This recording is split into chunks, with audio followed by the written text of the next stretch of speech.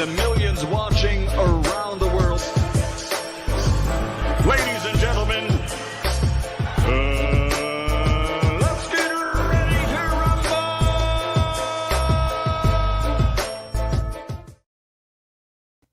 Yeah. What's up? It's our Buck Coach Malachi Williams in the building. We back. True Media Today USA Boxing, man. We are back. Hold on, everybody. Let me go ahead and send a text out. Send a text out to. Amen. Hold on, guys. I'm about to do that. Hold on. Please, God.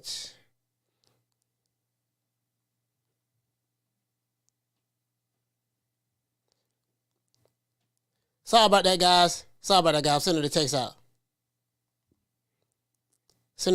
Guys. All right, we back. Yeah, man, let's give everybody that's here. We're going to have a good show today, man. We're going to talk about Tony Harrison today. Talk about,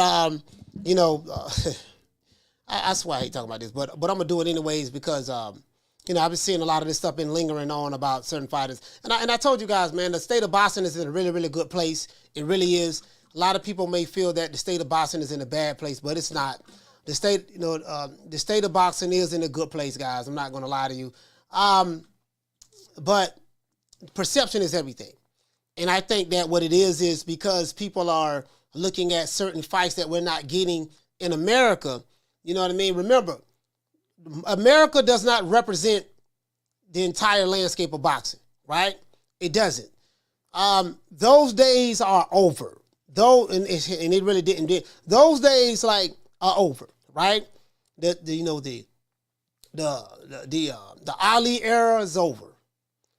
The Sonny Liston, Ali era, Archie Moore, that's over, right? The Holmes era, the Sugar Ray Leonard era, Roberto Duran era. Shit, Roberto Duran was a bad motherfucker. Wilfredo Benitez, Wilfred Benitez, those days are over, right? The Mike Tyson, Camacho. What time is it? Macho time. Macho Camacho, De La Hoya, Floyd Mayweather. They're like the Floyd Mayweather era. I told you guys, Manny Pacquiao era. That's over.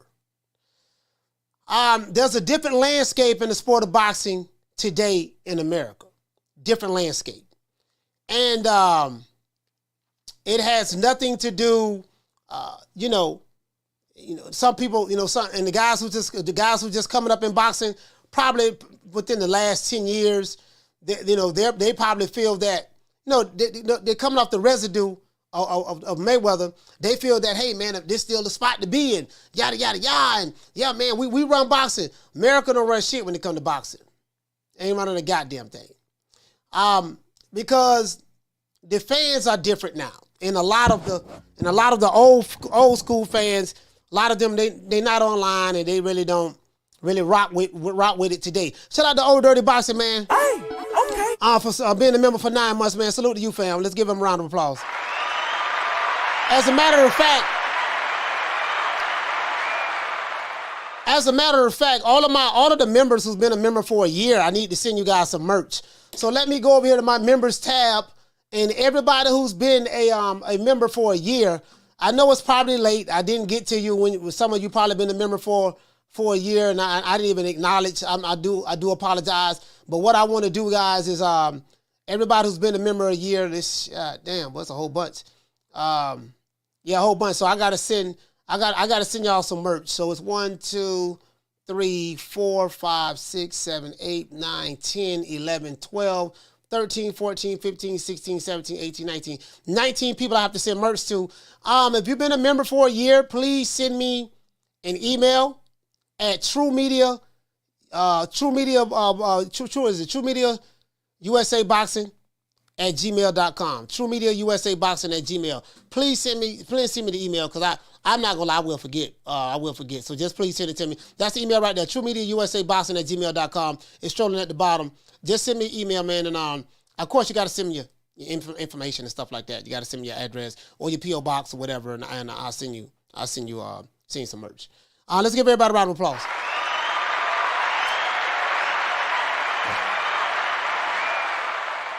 Now, Tony Harrison. You know, I don't think I ever did a show up on Tony Harrison, you know, since I had this channel. So this is my first show. Tony or Tim Tszyu. Can Tony Harrison pull off the upset against Tim Tszyu? He's fighting him in Australia, right? Who is the new face of boxing? Oh, that's going to be a very interesting topic. Tony Harrison is daring to be great. That's the word a lot of people like to use throw around, right? He's daring to be great. Y'all follow me on this. Tony Harrison is daring to be great, man, by volunteering to fight Jermell Charlo's mandatory Tim Tszyu. When I looked at the betting odds, guys, Tim Tszyu is a -250 favorite to beat Tony Harrison. And then I think this is a 12-round junior middleweight bout, right? This is a non-title bout. Nobody has a belt, right? Now, the mission is clear for Tony. He said all along that he wants to get another fight with Jermell Charlo. He said he wants to fight Jermell Charlo. Bad, right? But in order for him to get another shot at Jermell Charlo, he's going to have to go through Jermell Charlo's mandatory Tim Tszyu. So what I wanted to do, guys, was look at the matchup and let's see how this fight can play out. If nothing was to happen, I did see the press conference yesterday. I saw it this morning. And Tony Harrison did what he normally do. Tim Tszyu, he's not a talker. He really don't say much. Boring as hell. So I watching Tim Tszyu, like he don't say nothing. You know what I mean? He really he just, he doesn't, his personality is his personality. But I did like to hear my dog, Tony Harrison, talk, do what he do. You get what I'm saying? So it's a good thing that this fight is in Australia because, I don't think it'll do well over here. Because no one in America really, like in the boxing world, no one really knows Tim Tszyu like that. He's not popular like that over here or a known commodity over here. I'm not saying that Tony Harrison is popular. He's not popular over here neither. You know what I mean? So I'm not going to sit here and be like, yeah, man, Tony Harrison real popular over here in America. No, he's not. He's known in boxing circles. You know what I mean? But there's a lot of these fighters that's not popular like that. Jake Paul is more popular than all these fighters. Like literally. You know what I mean? You could take your favorite fighter in the welterweight division, lightweight division, or whatever the case may be, outside of maybe two fighters in the lightweight division. But definitely in the lightweight division as well. You could take two of those guys and Jake Paul and walk in there and see how many people run to Jake Paul. True. Jake the Snake. Everybody, Jake. Oh, Jake, what's going on, Jake?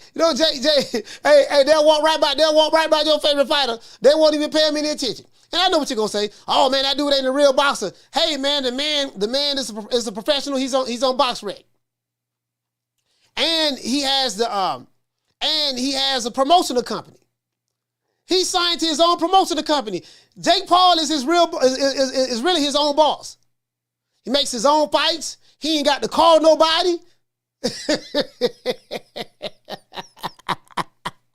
Woo, don't get no more being your own boss than that. True. In other news, since there has been so much talk, guys, about who is the face of boxing, who's the biggest star in boxing, who's the cash cow, the stuff they like to use. My fighter the cash cow, my fighter's a star. Like literally, shout out to Blue Blood Sports TV. I was listening to Blue Blood, right? And Blue Blood literally said that he said Roland Romero was a superstar. He said was a superstar boxer. What he said, because everybody's talking about Roland Romero getting knocked down in sparring, right? So everybody's talking about Roland getting knocked down in sparring. So he said something about in Roland Romero. What he said, he's 14-1 with 12 KOs. Yada, yada, yada, yada, yada. Superstar boxer. He said he got Roland Romero.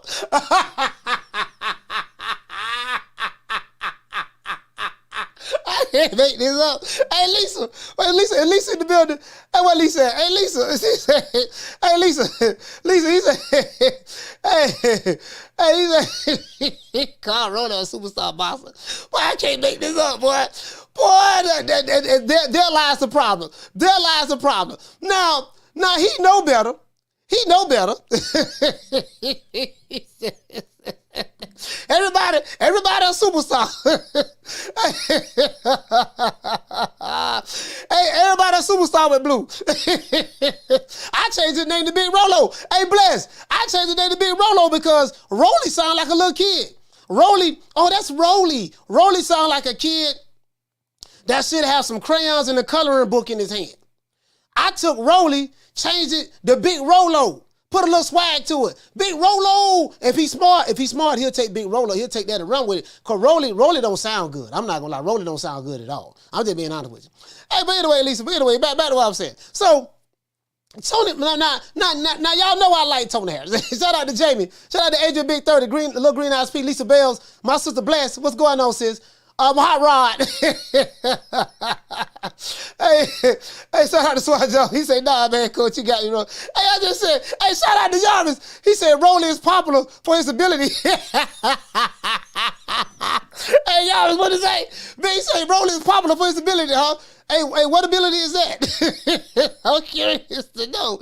Hey, Jarvis, what ability is that? What ability is that? You know, I see him as his ability to troll on social media. You know, that's the only ability that I see. You know what I mean? Hey, what you say? You say Rolly eyes, left hook. Yeah. He got hit with a left hook again. Swinging wide, missed with a wide right hand and got caught with a left. Got caught with a check coming in. Shout out to Rick. What did he say? You say Tony Harrison sure has a chance to defeat him.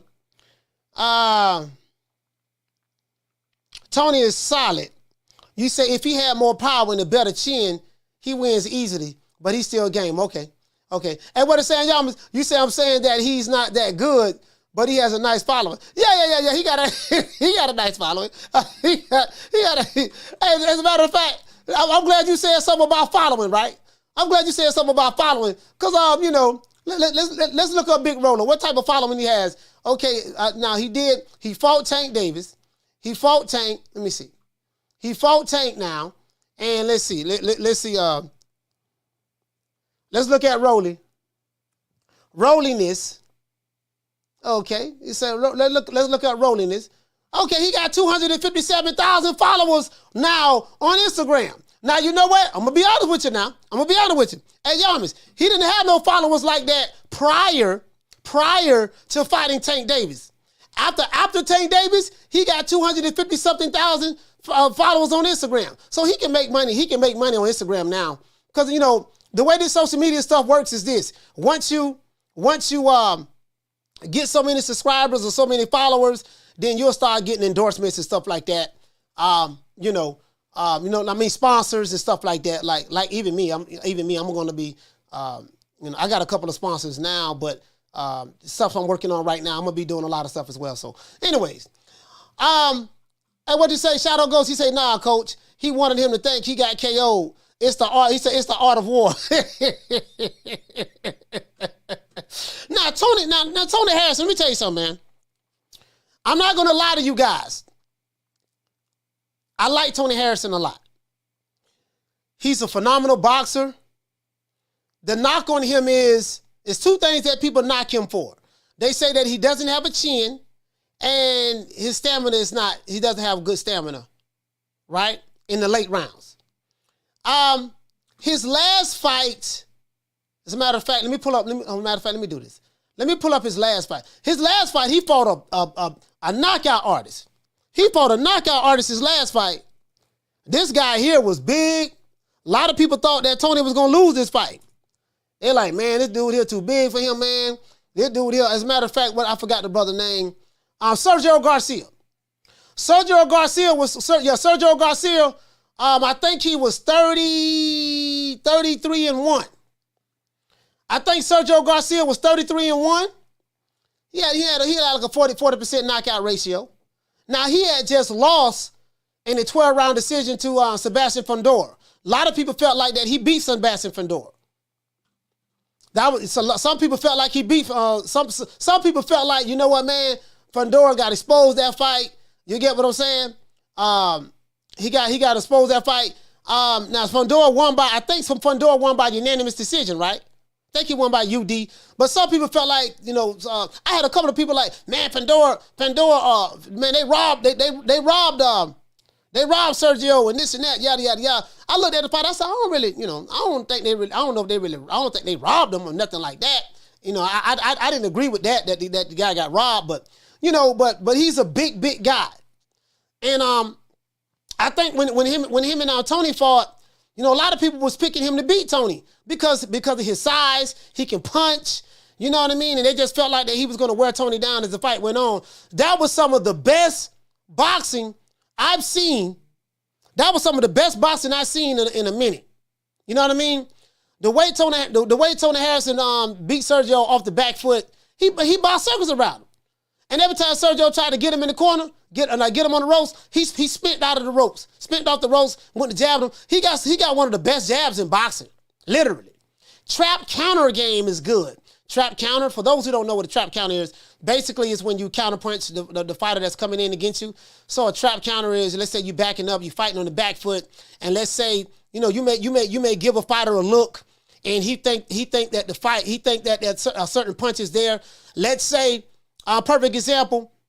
Let's say, let me give a perfect example, right? Like Alicia Baumgartner, she's really good with her trap counter game, and she's really good at countering over the top of your jab.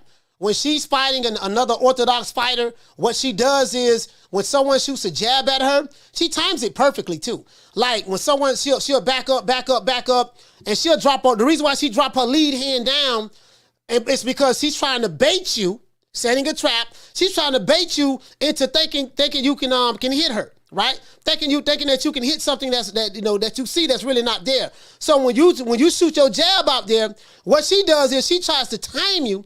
She may take like a half a step back, or maybe like a quarter of a step back, just to get out of the reach of getting hit with the jab, and then she'll come over the top with it.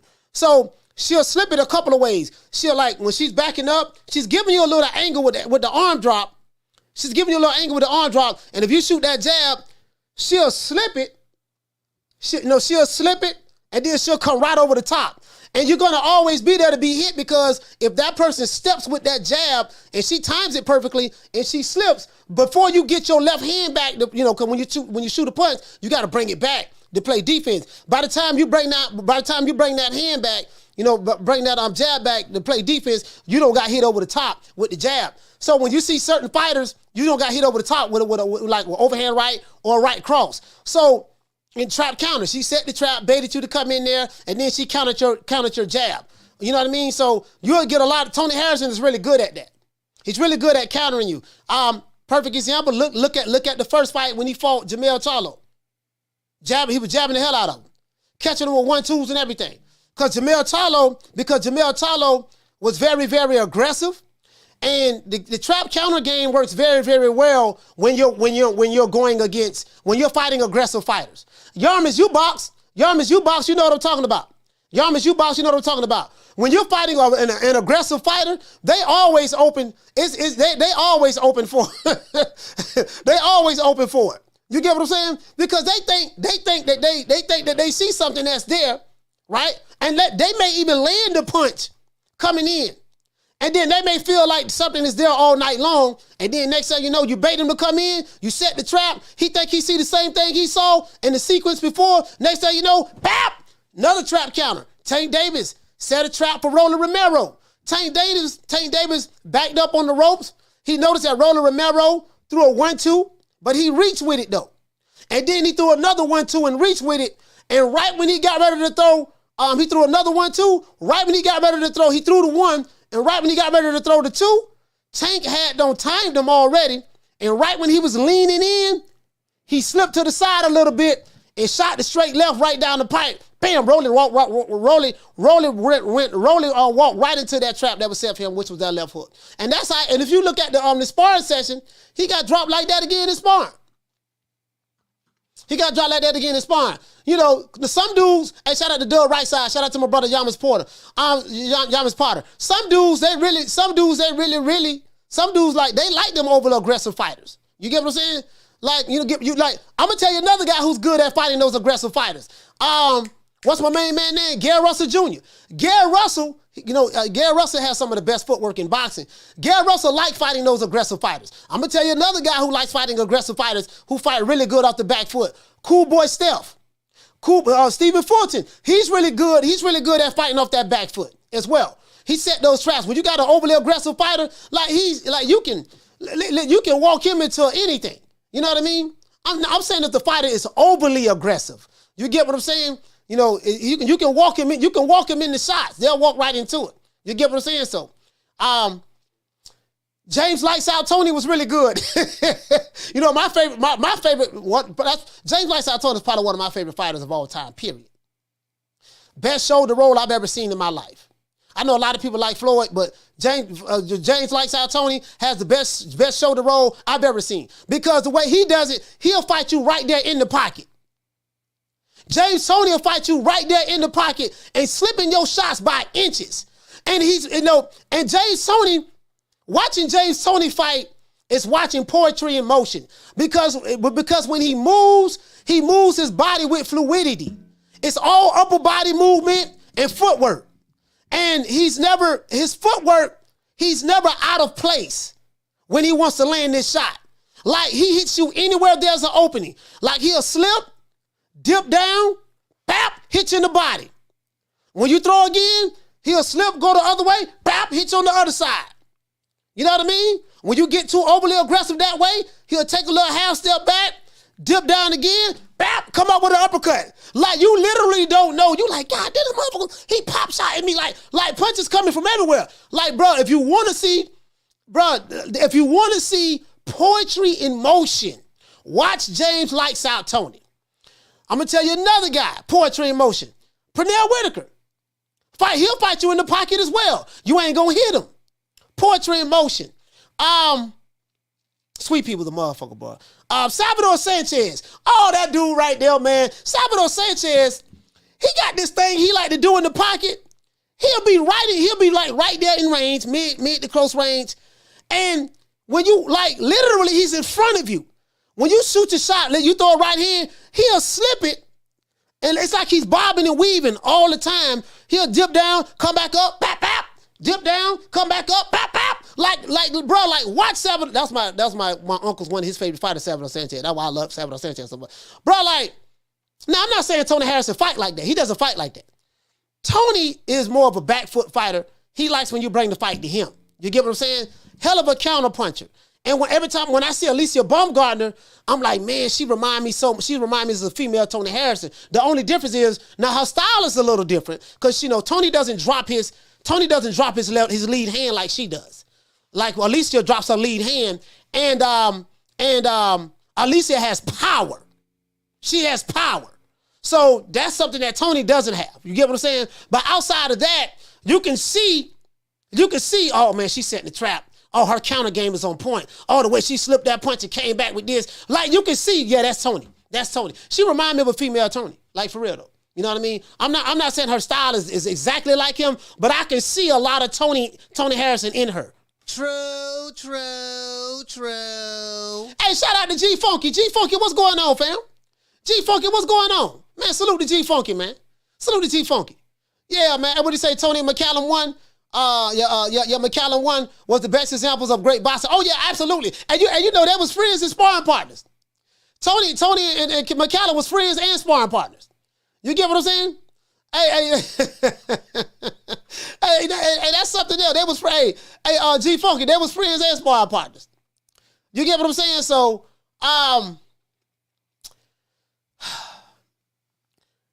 of course, I'm riding with Tony in this fight. I do know that he's an underdog. I think he's like a minus 250 underdog, guys. He does have a tall task in front of him. Tim Tszyu, there's nothing really special about him. He's just a big guy. He does have an engine. He is a hard puncher. Tim Tszyu has a pretty good jab. He doesn't have defense though. Tim Tszyu doesn't have any defense. He's there to be hit. He's there to be hit all night long. The thing is I don't think Tony has enough pop. I don't think Tony has enough pop to keep him off of him. You know what I mean? To keep him, to keep somebody just sent me a text. I think this is a spammer. Somebody's trying to solicit. They want to know, they say, do you have any interest in making any additional income massively through your mobile phone or PC? And let me go ahead and block this guy right here. Block this account. I'm good. They got all these scammers. I begin scammers to be hitting me up from time to time. I say, I got another scammer. Guess what? There's another lady. Hit me up, named Rosemary. Hello, are you interested in earning massive income weekly through Bitcoin investments? Let me go ahead and block her too. So I had a white guy try to send me some spam. This is a black lady named Rosemary. Yep, so let me go ahead and block them too. But anyways. I just, I love the fight game, man. I really love, the reason why I love seeing the top guys fight each other, because it gets rid of all of the debates and arguments that people may have online. I don't believe in putting fighters in a witness protection program. Again, you guys know my motto. If you're telling me your fighter is King Kong, I better see him fighting Godzilla. He can't go, an entire years without fighting, the other guys that's on his level. And I do understand in this era, in this day and age, the boxing fans that's in America now, they don't want that. They want to automatically crown their fighter as being pound for pound or the best, but then without him having to put the work in. You know what I mean? And some of these fans are very, very, they're very proud of that. You know what I mean? They're cool with that. And what they say, Harrison got the skills to pay the bills, but Tony's chinny, always have been. Zoo will eventually get to him, I feel. Yeah, I kind of thought that about the last fight, but when he fought Sergio. But we'll see. He's going to have to fight a perfect fight, E-Money. He's going to have to fight a perfect fight, E-Money. He really is. He's going to have to fight a perfect fight. Because it's not like Tim Tszyu is a world beater, but Tim Tszyu is a really, really big guy. Some would say he's probably a weight bully for that weight, but that's neither here nor there. He makes the weight. So he's gonna have to put on a boxing clinic and just see how it turns out in Australia. You get what I'm saying? That's what he's gonna have to do. But yeah, he definitely can beat him though. He definitely can beat him. You know what I mean? The thing is he doesn't have the pop. He doesn't have the pop to keep Tim Tszyu off of him. You get what I'm saying? But he can outbox him. He can outbox him for 12 rounds though. He can definitely box him for 12 rounds. He can do that. You know what I mean? Get off the ropes. Keep the fight in the center of the ring.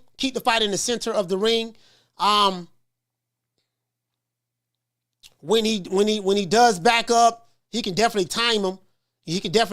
Coming over the top of the jab with the right cross.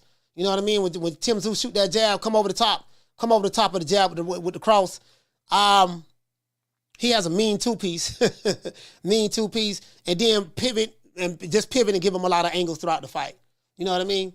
It might come a time, E-Money, where he might have to fight Tim in the pocket. I wouldn't advise that. But anytime a fighter is forced to fight someone in the pocket, I mean, of course, you should never square up. You should always angle them. You always want to angle them in the pocket. If you fight in the open hand stance, if you're orthodox fighter, you always want to angle. Like I don't know if you guys notice, like UFC fighters, I see Crawford doing it. I see Floyd Mayweather was used to do it. You'll see guys when they got you in the pocket and they're close to striking range, you'll see them do like this. They'll do this. They may throw the glove up. They may hit the glove up like this. They'll do this. They're angling you because they're trying to get you to open up. And when you're in that pocket and you see that guy do this, sometimes a person can come with the right hand and he roll with the shot, but then he come right back. Then he come back with his right. Bap. You know what I mean? Or you may see a guy, he's in that pocket and he know that he's trying to get this guy to throw his left or whatever the case may be. Whatever hand it is, whatever hand they throw it at, if they're a southpaw, if he's a southpaw and he lead with his lead hand, which would be his right hand, if he shoot that jab, you can block it with the shoulder, come right back with your right, and then come back with the left cross. You get what I'm saying? It's just certain things that they work on in the gym, man. And you got these fighters, they really do this stuff repetitiously. They do it a lot. They practice it in not only in the gym, but they practice it in sparring as well. So it's just those little things. I even look at like the foot placement. The foot placement. Okay, when he's in the pocket, how is he squared up? what type of angle is he giving him? Maybe he need to give him a little bit more angle. Have it tight. Like, when he's in there, have it. You get what I'm saying? Have it tight. You're gonna pick up on certain habits that the guy that you're fighting or boxing may be doing in the ring that you could probably just take advantage of. Shout out to Yamas. What did he say, fam? Shout out. What did he say? True Media. He say shout out to Yamas. He say people who never box don't realize that angles are a big part of fighting. Oh yeah, you gotta have the angles, bro. You gotta have the angles, bro, because you're not gonna be able to get like that. Hey, Yamas, that's why I say watch. That's why I say they gotta watch. They gotta watch James Toney. James Toney was really good at angling. You know what I mean? Really good at angling. He's really good at parrying. He's really good at deflecting punches from side to side. He was very, very good at blocking punches. He can block with his forearm. He did a lot of slipping, but block.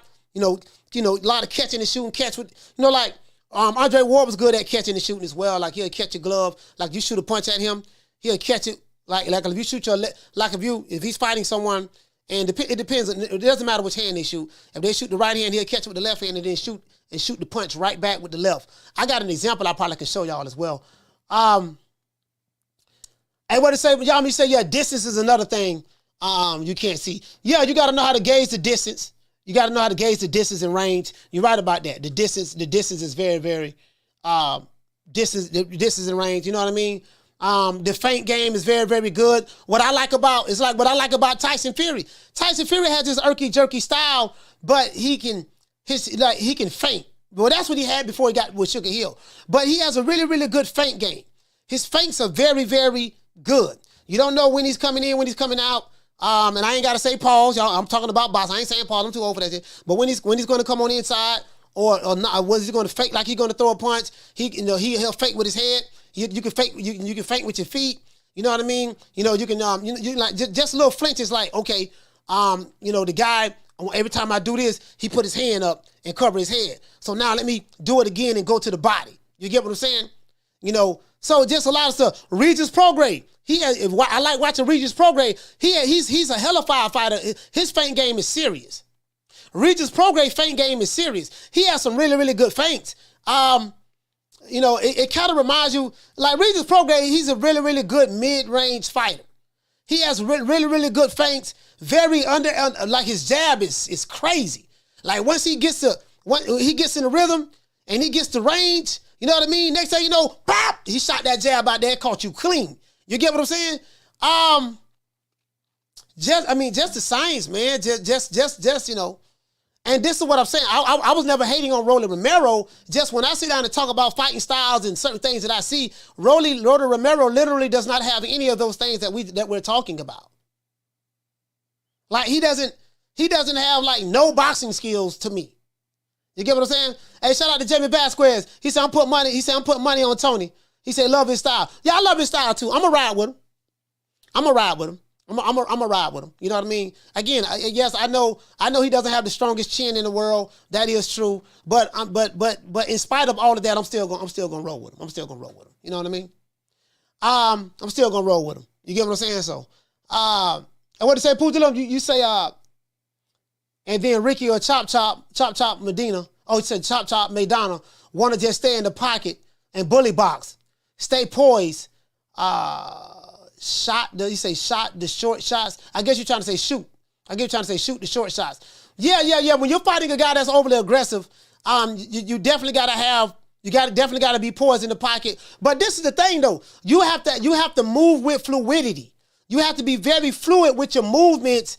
Not everybody can't do that. You get what I'm saying? Everybody can't do if you fight somebody like a McDonald and he's throwing punches everywhere from every angle, everybody not smooth in the pocket can move like that. Floyd Mayweather can do it, but the best I've seen was, in my opinion, was James Lights Out Tony. And then, of course, Salvador Sanchez is one of the greats as well, like one of them as well. You know what I mean? Sugar Ray Robinson can fight any style. Ray Robinson can fight any style. Sugar Ray Robinson is my favorite fighter, my favorite boxer of all time. Sugar Ray Robinson, there's not a style that he can't box. He can bang. You know what I mean? He can fight on the outside. He got a mid-range game. You know what I mean? He can fight on the front foot. He can fight on the back foot. He can fight in the pocket. Like, however you want it, you can get it. And he's always 4 or 5 moves ahead of you. Like, he's always setting you up with something. He's always setting you up with something. He's good at making you set and reset. You get what I'm saying? He don't like what he sees. Okay, let me get up out of there and move around, like walk around a little bit. Always doing this. Like, you get what I'm saying? Like, Ray Robinson fought to the rhythm of his heartbeat. And this is what I heard him say. I heard some old interviews with him. He said, me as a fighter, I box to the rhythm of my heartbeat. And for all you guys who don't know, Sugar Ray Robinson was Muhammad Ali's favorite fighter. That's who Muhammad Ali admired. And that was his idol growing up in boxing. Sugar Ray Robinson. Don't believe me, look it up. Matter of fact, I actually got the video. They gave Sugar Ray Robinson or Muhammad Ali an award, and he called Sugar Ray Robinson to the stage or something like that. And he talked about Ray Robinson. Ali got the Ali shuffle, that came from Ray Robinson. You get what I'm saying? Period. you know what I'm saying? And that's the GOAT. I'm just saying Muhammad Ali, this is Muhammad Ali's favorite fighter. All time, his favorite fighter. Sugar Ray Robinson. Sugar Ray was something special, man. Sugar Ray was something special. And then, of course, Ray Leonard was something special as well. Roberto Duran. Love Roberto Duran. Hands of stone. Roberto Duran fought everybody. And Roberto Duran was a small guy. Moved up from 135. Fought Ray Leonard at 147 and beat Ray Leonard. I think he gave Ray his first loss. You get what I'm saying? Hell of a fighter in the pocket, Roberto Duran. Man, that dude, oh my God. Woo! Roberto Duran was very good at when you throw the reason why he stayed in that pocket, and he was very, very good moving inside the pocket. If you want to see a hell of a fight, when I think of boxing matches, right? Hold on, as a matter of fact, let me do this. Y'all got me talking about the old school, man. Y'all got me talking about the old school, man. Oh, man. God. Well, anyway, let's talk about it. What was I talking about? Oh, yeah, Roberto Duran. Let's pull up Duran. If you want to see what I'm talking about, Roberto Duran, hell, he moved up and fought Marvin Hagler and took Hagler to the distance. Roberto Duran, right? And he was like, what, 5'7", 5'6.5", 5'7", something like that. Anyways, when this, I want to get my year right. That's why I had to pull it up. What year this was? Roberto Duran fought. Roberto Duran, what did he fight? Who did he fight? He fought. That was Ray Leonard. Vinny Paziano. I remember that fight there. That was not. I got to go back further. Sorry about that, guys. I remember when he beat. I remember when he beat Ken Buchanan. I remember that fight, me and my uncle. No, my bad. No, not Ken Buchanan. I don't remember that fight. I wasn't even born. That was on which guy that was. Me and my uncle saw. Me and my uncle Benny. We watched. That was me and my uncle Benny. Yeah. I think I was like 5 years old. Carlos Palomino. Yeah. Let's see. Him and Ray Leonard. Wilfred Benitez. That was a damn good fight. Him and Wilfred Benitez. That was one of my. I love Wilfred Benitez as well, man. Puerto Rican legend.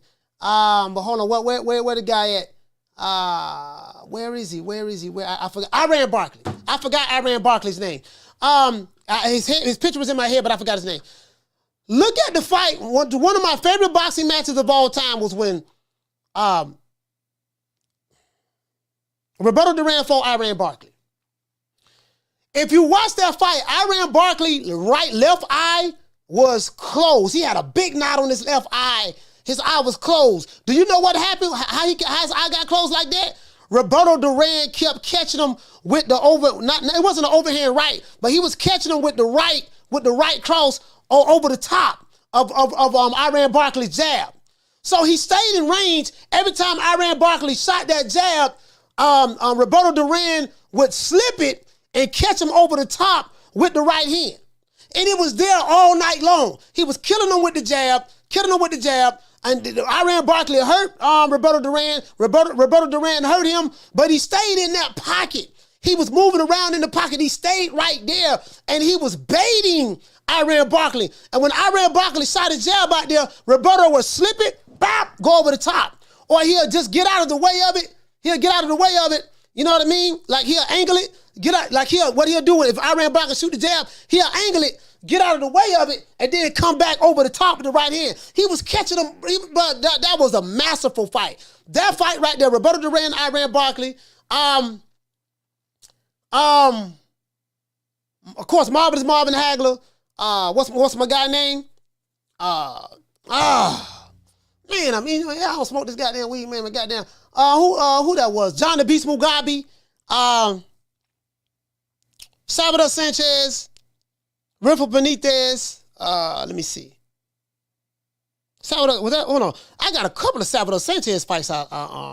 Anyways, I'm getting lost in my thoughts. I'm sorry about that, guys. I'm sorry about that. Let me look at the chat. I'm getting lost in my thoughts. Shout out to Jamie Vasquez. Hey, okay. Dropping that quarter of a bam dub on your boy. Hey, Leroy. Super chat received. Playtime's over, boy. He said off topic, but will you be watching the Ray Vargas versus Foster for the WBC and Mauricio Lara versus Wood for the WBA belts this weekend? Yeah, I'll probably be watching them. I won't be live because I'm flying out in the morning. I'm taking a flight in the morning, so I'm taking a flight in the morning. Yeah, so you know what I mean. But yeah, I check it out. I check it out. Hopefully I can go live for at least one of them. You get what I'm saying, Jamie? Hopefully I can go live for at least one of them. You know. But yeah, man. But you know what I mean. Shit, I remember when Shit, he fought doggone Roberto Duran for Jose Cuevas. Didn't he fight Jose Cuevas? Didn't he? I think he fought Jose Cuevas, right? I think so. Hold on, what you say? You say I personally think Barkley won that fight. Oh no, I think the total opposite of that. I think the total opposite of that. Yeah, I think the total opposite of that. Especially once Roberto Duran dropped Iran Barkley, that sealed the fight for him. That sealed the fight for him. When he dropped Iran Barkley, and I remember when he dropped him, everybody was like, it was a shock. Because Roberto Duran was a massive underdog against Iran Barkley. Nobody expected him to beat Iran Barkley. Iran Barkley had just knocked out Tommy the Hitman Hearns. He had to knock the Hearns out, flatline Hearns. Didn't nobody give Roberto Duran a shot in that fight? If I'm not mistaken. I think as a matter of fact, shit. Let's look and see who all Iran Barkley, not Iran Barkley, but what's my main man name? Roberto Duran fought. Let's look and see who all Roberto Duran fought. I got it right here, guys. Let's look and see who he fought.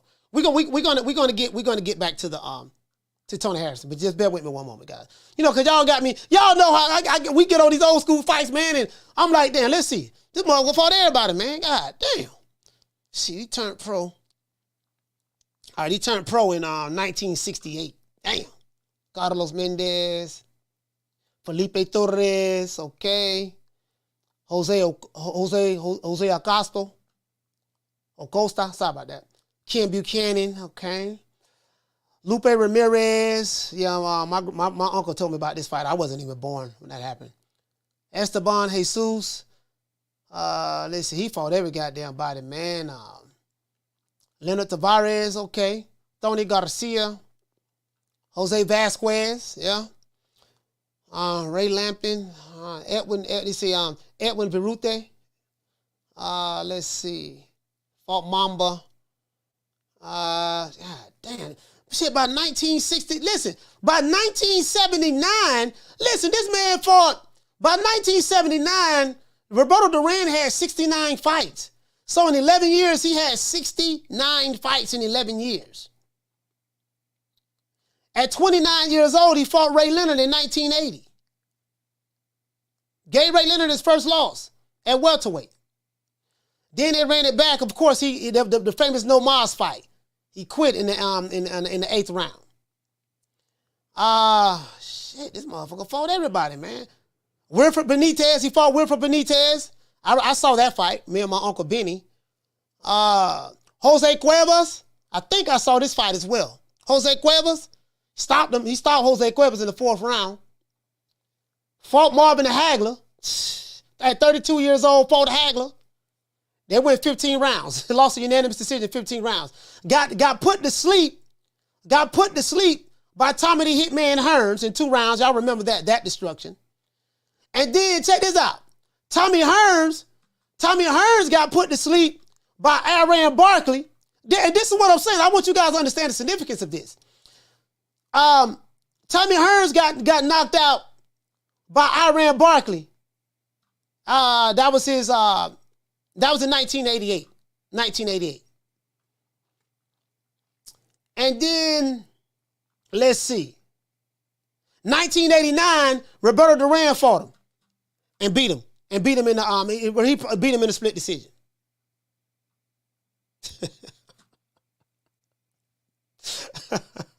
1989, his 21st year as a pro. Think about that. Think about that. His 21st year, 21 years deep, 21 years deep in boxing. He fought Aaron Barkley. Imagine that. Shout out to Will. Hey, okay. Dropping that quarter of a bam dub on your boy. Hey, Leroy. Super chat. 37 years old. Playtime's over, boy. He said, my all-time favorite Duran quote, today I send him to the hospital. Next time I send him to the morgue. Knocking out Ray left. True. Hey, bro, that's what I want you to understand, the significance of that. The significance of that.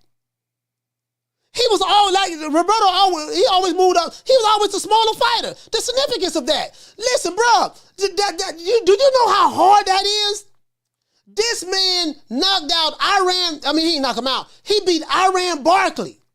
37 years old. 21 years as a boxer. He was 21 years as a pro in boxing. Bro, shit. How old Aaron Barkley was when he lost to Roberto Duran? Let me see. How old he was? Let me see. He lost to Roberto Duran. He was and that was 1989. How old was Aaron Barkley? Shit. I don't know. But that was his fourth. I think that was his 5th loss. No, that was his 6th loss. That was his 6th loss. Because after, let's see. Yeah, that was his 6th loss. That was his 6th loss. Yeah. But still though, this motherfucker had no knocked out. He had no knocked out doggone he had no knocked out Tommy Hearns. Tommy Hearns ain't had no chin either. You know, people say that chinny. Tommy Hearns ain't had no chin either.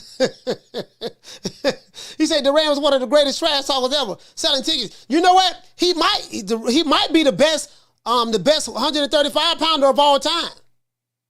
You know, I some people say him, some people say Pernell Whitaker, 135 Pernell Whitaker as well.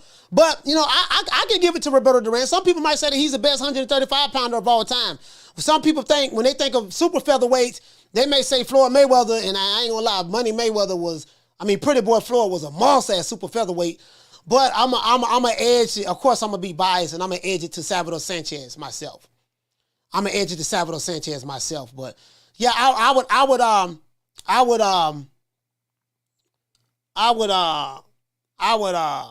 say that Roberto Duran is the best 135 pounder of all time. I can say that. I can say that. I can definitely say that. Would you say? I'm sure Duran was with Don King. You get what I'm saying? I don't know, man. Like I'm just saying. Hey, what did you say, Yamas? You say 130 pounds. Floyd was the best weight. Yeah. Floyd, that was his best. That was super featherweight, Yamas. Super featherweight Floyd Mayweather. Whoo, Lord hammer. You know what? If I was to do a fantasy match, Yamas, I would like to see super featherweight, 130 pound Floyd Mayweather versus Salvador Sanchez. And if you're asking me, I'm picking Salvador Sanchez. True. It's always going to be Salvador Sanchez. Always. I'm saying for me, it's always gonna be Salvador. Salvador can't do no wrong. And guess what? We ain't gonna argue about it. None of that. Salvador can't do no wrong. True. And what did it say? You say Sugar Ray lost that second fight to Tommy Hearns. They robbed him. Yeah, you know what? They did. You know what? They did. I think that second fight was a draw, right?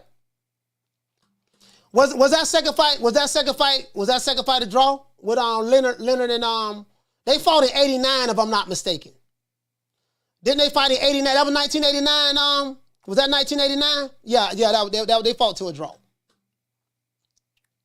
They fought to a draw. Yeah. They fought to a draw. Yeah. They didn't want to get at the timing, man. They didn't want to get at the timing, man. Somebody, everybody say Salvador was just smooth. Yeah, Salvador Sanchez was just smooth, man. Watching Salvador Sanchez fight in the pockets like butter, man. His in and out game, the way he go in and out. You know what I mean? Hold on, I'm gonna tell you something else too. When Salvador Sanchez, when he pulls straight back, when he pulls back in that angle. He give you the shoulder roll. Go back and look at some Salvador Sanchez fight. When he pull out of the pocket, he pull out and he give you the shoulder. The shoulder, you throw your punch and hit it, and he'll come right back in there. Bap, bap, get his combinations off. Like you literally couldn't hit the motherfucker, man. you literally couldn't hit the motherfucker, man. Hey, hold on, and this is the thing. Yeah, Salvador Sanchez floor, 15 rounds. You got to fight 15 rounds. You got to fight Salvador 15 rounds, bro. Yeah, hey, listen. You got to fight Salvador 15 rounds. Hey, what to say about Bennett? You say Ray Leonard couldn't do no wrong in my eyes. True. Hey, Bennett. Hey, what to say? Wait, boy, listen, boy, my mama, boy, they was crazy about Sugar Ray. See, Sugar Ray Leonard had the women. See, Sugar Ray Leonard had the ladies. Like, hey, listen. Boy, all the women, all the tenderonis was crazy about Ray Leonard, boy. Ray Leonard he was the golden boy. He was the pretty boy. He was that before Oscar De La Hoya. Ray Leonard, boy, Ray couldn't do no wrong. You couldn't beat him in Vegas. Ray Leonard was one of those fighters, if it was you ain't going to beat him in Vegas, because, you know, even if he lost, he wasn't going to lose. But you get what I'm saying, though. But what I loved about Ray Leonard was a finisher. If he sensed any time in the fight that you are hurt, he goes for the kill and he stops you. The best, in my opinion, this is my opinion, the best welterweight fighter of all time is Sugar Ray Robinson. I think, for me, I'm just saying for me, the best Sugar Ray Robinson, best weight, it's just my opinion. And then, you know, some people will argue differently, but I like Ray Robinson better at welterweight than he was at middleweight and other weight like that, right? But Ray Leonard, outside of Ray Robinson now, Sugar Ray Leonard, to me, was the best welterweight. Outside of Ray Robinson, Sugar Ray Leonard was the best welterweight outside of Ray Robinson. That was his best. That's what. To me. Hold on, hey, Yarmus asked me, what you say, Yarmus? Who was my top 5 fighters? That's hard, dog. That's hard. That's very, very hard for me. Well, you know, number 1 gonna be Sugar Ray Robinson. You ought to know that. Sugar Ray Robinson gonna be on that list, my top 5. Salvador Sanchez gonna be on that list. Marvelous Marvin Hagler is gonna be on that list. Shit. Damn, it's a tough one, boy. Boy, listen, boy. Oh, man, god damn. Ali gonna be on that list? Shit. God damn. Man, god dang, boy. Oh, yeah, we got a cash out, man. God damn, I hate doing this stuff, bro. Shout out to Jamie Vasquez. Hey, okay. Dropping that $2 cash app on your boy. He say Duran was the fighter of the decade in the 70s. Yeah, for sure. Shout out to Jamie Vasquez. Thank you for the super chat. I'm a cash app family. Yeah, man, it's hard, man. It's hard, man. It's hard, bro. I can't, man. You know, because the thing is, you can't, you know, yeah, that's tough, man. That's tough, man. You know, it ain't even fair. It ain't even fair to put a top 5 together for the you know what I mean? It ain't fair to put a top 5 together, man. It's not. It's not. Cause man, cause then you can go back to shit, man. I gotta go in the archives. You gotta, man. I can't. It's hard for me, man. Cause you can go back to some of those fighters in Jermell Charlo. You can go back to man. You can Hurricane Carter. Like there's a bunch of those fighters that before I was born. You can, and of course, Ray Robinson was before I was born, but I watched a lot of Sugar Ray Robinson fights. My uncle loved him. Yeah, man, that's hard, bro. That's hard. I can't do it, bro.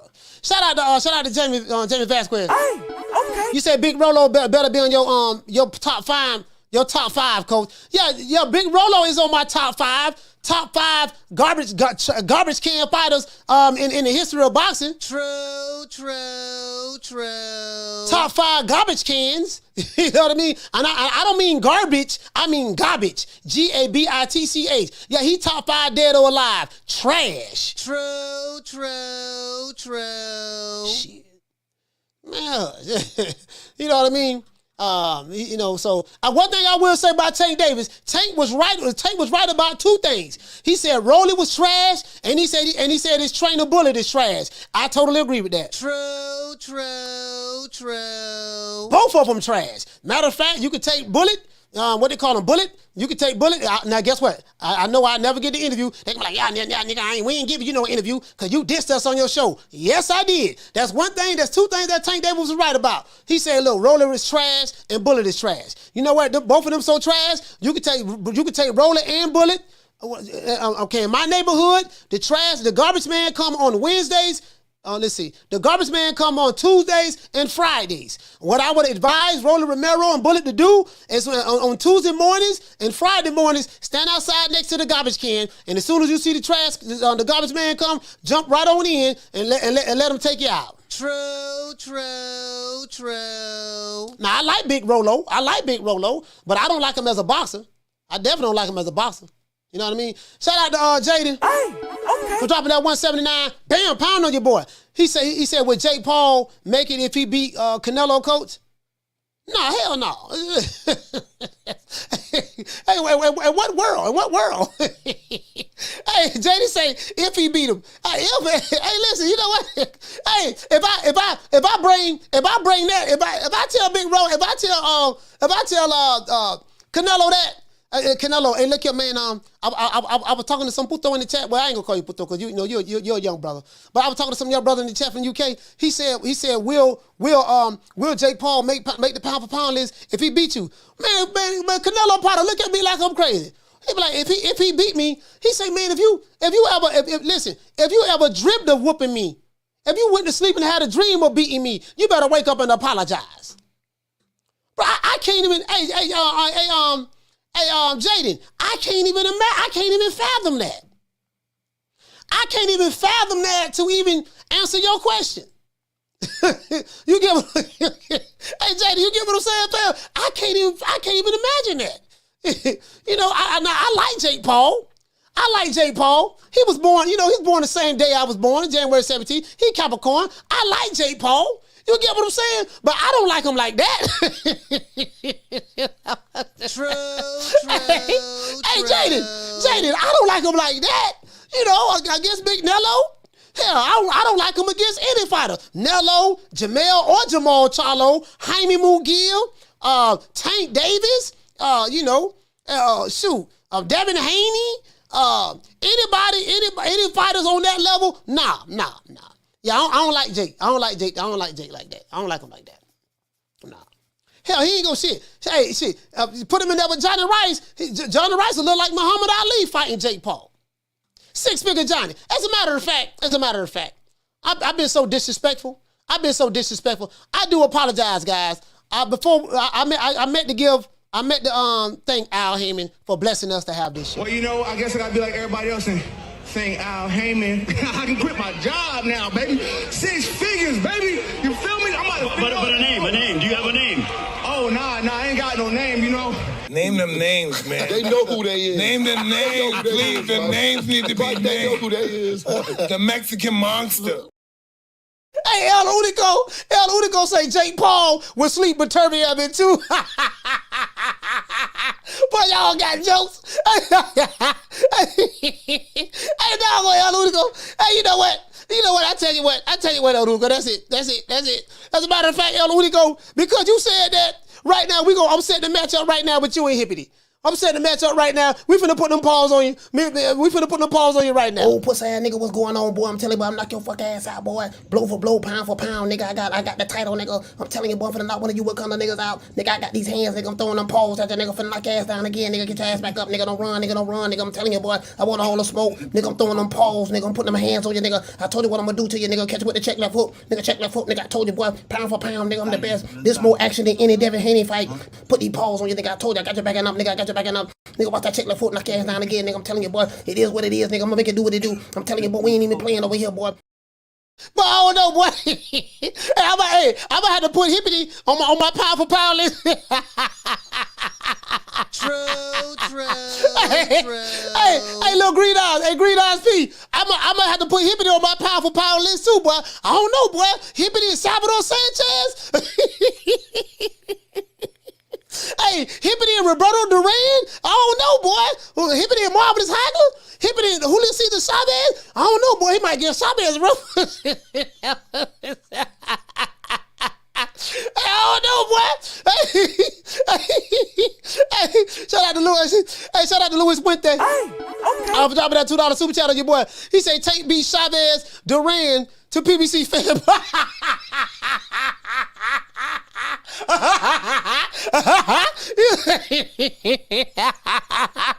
Hey, you know the crazy part about it, Lewis? You ain't lying either. They will say that.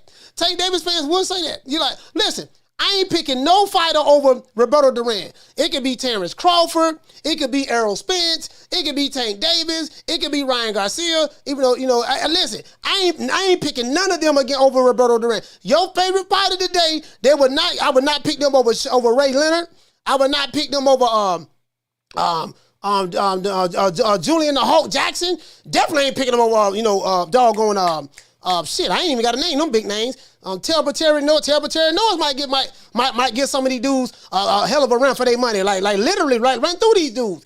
I just ain't gonna do it, though. I ain't gonna do it, though. Aaron Pryor, hey, pugilism. Do you think that Aaron Pryor probably was the best 140 pounder? I would say that. The best 140 pounder? Well, what say you about that? What say you about that? What say you about that? Hey, what did you say, Jamie? You say Duran is your favorite fighter's favorite fighter. He said Pitbull versus Price. Boys! Hey, doggone cool, boy. Hey, you know, man, y'all trying to get me riled up. I already know what y'all trying to do. Y'all trying to get me riled up right now. Hey, listen, y'all trying to get me riled up. I already know what y'all trying to do. It ain't gonna work. Hey, let's get the likes up, man. Hey, y'all trying to get me riled up, dog. I ain't falling for it. Hey, y'all ain't falling for it. Y'all trying to get me riled up, boy. Y'all, cause you know I get mad in the minute and go to snapping. Y'all know how I am. You know how I am. I get mad and go to snapping. What the hell you mean? Or what the hell you mean? Take a whoop Salvador Sanchez? Where? How you gonna whoop? Y'all know I get. Hey, boy, don't get me started. Boy, don't get me started. Fuck you. Fuck the plane you flew in on. Fuck them shoes. Fuck the socks with the bell on it. Fuck them cheap ass cigars. Fuck your yuck mouth teeth. Fuck your hairpiece. Fuck your chocolate. Fuck Guy Ritchie. Fuck Prince William. Fuck the Queen. This is America. My president is black and my Lambo is blue, nigga. Now get the fuck out my hotel room. And if I see you in the street, I'm slapping the shit out of you.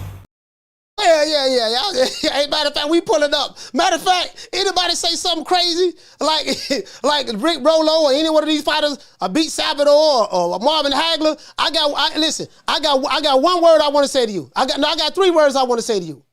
Drop the Addy.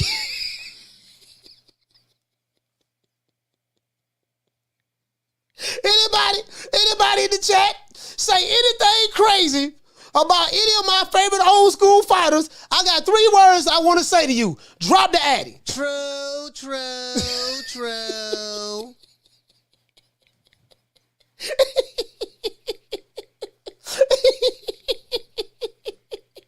This old ass nigga over there talking about drop the Addy. See, I told y'all, hey, I was watching that whole ass nigga Coach Malachi show today. That old whole ass cunt cooch ass nigga, old pussy ass nigga Coach Malachi. I swear to God, I can't stand that fuck nigga though. I was watching that whole ass nigga. That nigga hollering about drop the Addy. His old ass. Nigga damn near 50 talking about drop the Addy. I told you the nigga thing.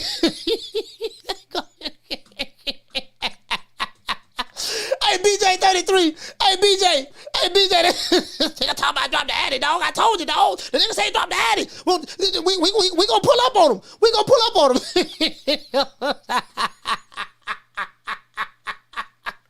Hey, bro. Hey, man, y'all got the bomb out of jail, dog. What happened? Wait, Coach, what happened, man? Coach went to jail. What happened? What he went to jail for? Man, he went to jail for fight, man. They got him with assault and battery. Him and another dude, they were fighting. What they was fighting for? Man, some dude in the barbershop was arguing with Coach. He said that Big Rolly Romero would knock Roberto Duran out. You know what I mean? You know, he said what? Rolly Romero would knock Roberto Duran out. What he said? That what he said? Oh yeah, Coach should have went to jail for that. I can see me standing in front of the judge right now. You know, Mr. Williams, you're looking at some serious charges right now, sir. You know, you got assault and battery, attempt to murder, aggravated assault, aggravated battery, with intent to do throwing a deadly missile through an occupied dwelling, with intent to do bodily harm. You know what I mean? How do you plead? You know what I mean? Your Honor, I plead guilty. As a matter of fact, hold on. State what evidence you got. Well, what you got? Well, Your Honor, there was this guy. He was arguing with the coach, and he said that Rolly Romero, better known as Big Rolo, would knock Roberto Duran out. He said what? He said that he would knock Roberto Duran out, and that's what this guy assaulted him for and committed all these charges against him for. You know what I mean? Oh, he did? Yeah. You know what? He's supposed to do that. As a matter of fact, members of the jury, I'm going to reject your verdict, and we're going to find this young man the case dismissed. Dude, Coach, you can go back home. You did the right thing. You did the right thing for the boxing community. True. You did the right thing for the boxing community. Absolutely. Hey, Oscar Rivas he said Rocky Marciano.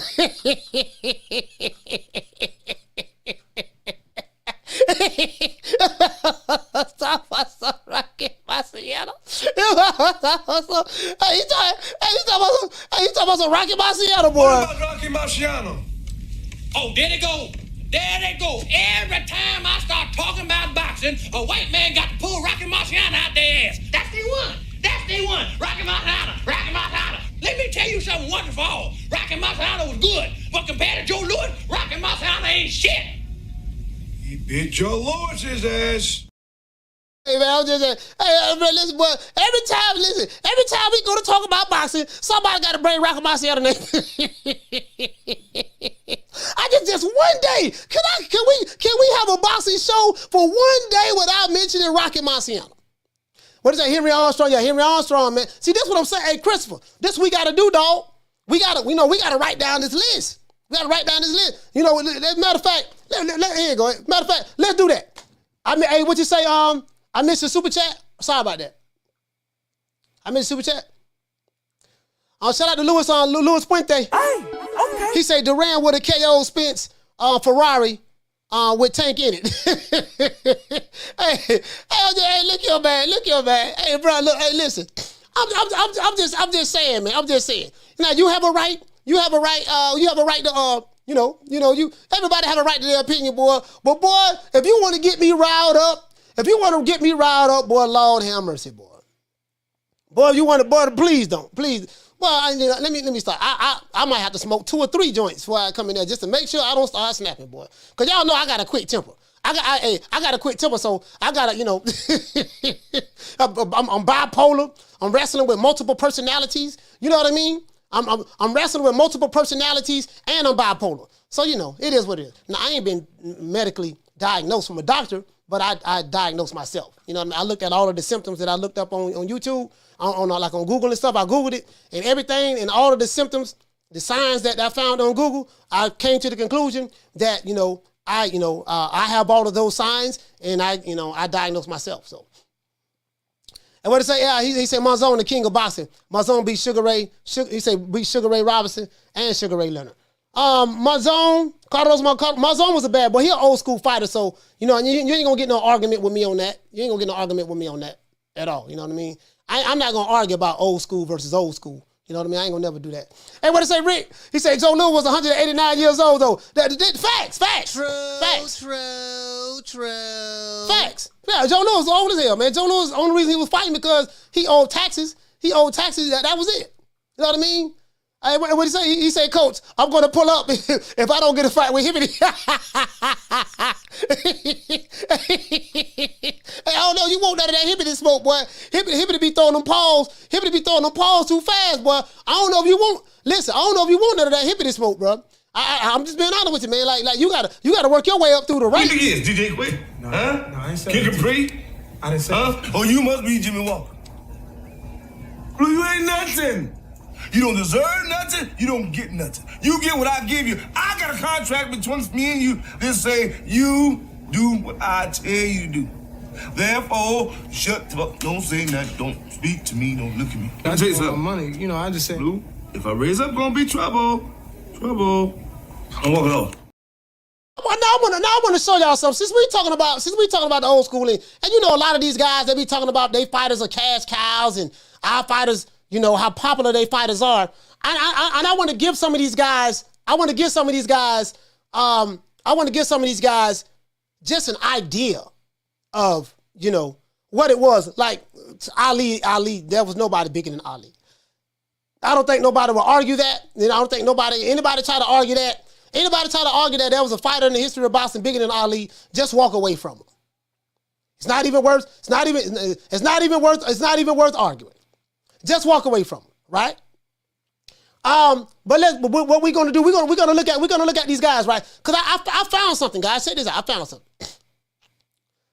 And when you tell me your fighter is a star, and he's a superstar, and this is what I gotta correct Blue on. Everybody ain't no superstar like Blue. Blue, you gotta stop saying, superstar boxer. 5'6", 5'6", 140, 5'6", 135 pound, lightweight superstar boxer champion. Roland Romero with an 85-inch arm reach, a 72-inch chin reach. He's a superstar. And then what happened? Rolly listened to the Blue video. Look, y'all heard what he said? He said, I'm a superstar. Yeah, Blue know what he talking about. Facts, Blue, facts. He said I was a superstar. They don't know that. That's just Blue introduction. Blue call everybody a superstar. Like, I'm pretty sure, shit, if he was to do an introduction to me, he'll say I'm a superstar too. True. Yeah, you get what I'm saying? You get what I'm saying? He'll probably say I'm a superstar too. You said I missed another super chat? All right, shout out to Lewis. What you say, fam? Shout out to Lewis, man. Hey, okay. You said Lisa Baumgartner stops Tank and slow walk Rolly. Yeah, no, I ain't going that far. Now, she ain't stopping no Tank. I ain't going that far. You know what I mean? There's levels to this. There's levels to that. But yeah. But anyway. But yeah, I disagree with you on that. But y'all check this out. It said ranking boxing's biggest pay-per-view stars, box office draws, and highest paid fighters from heavyweight champions to pound for pound kings is not as simple as you think. Now, I want you guys to check this out. This is a good article. It say totaling up pay-per-view numbers or career earnings might seem the best way, right? It said, but inflation means financial figures inevitably rise. It said, while modern pay-per-view figures ignore closed circuit TV, because this is the thing, right? When people go to, he said, hit the nail right on the head. People gonna talk about, yeah, man, my fighter Floyd broke the pay-per-view record. Guess what? When Ali was boxing, they didn't have pay-per-view. They had closed circuit TV. So when these guys is remember guys, context matters.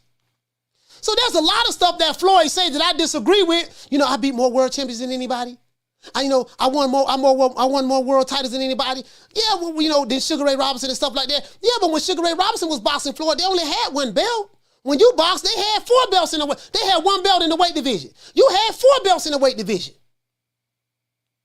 So you can collect 3 belts, two belts in super featherweight, collect 2 or 3 belts in in lightweight, collect 3 or 4 belts, multiple times, because he's never been undisputed. And at 140, collect doggone three belts and doggone 147. Fight somebody at a catch weight of 152 or maybe 54 and win a couple of belts there.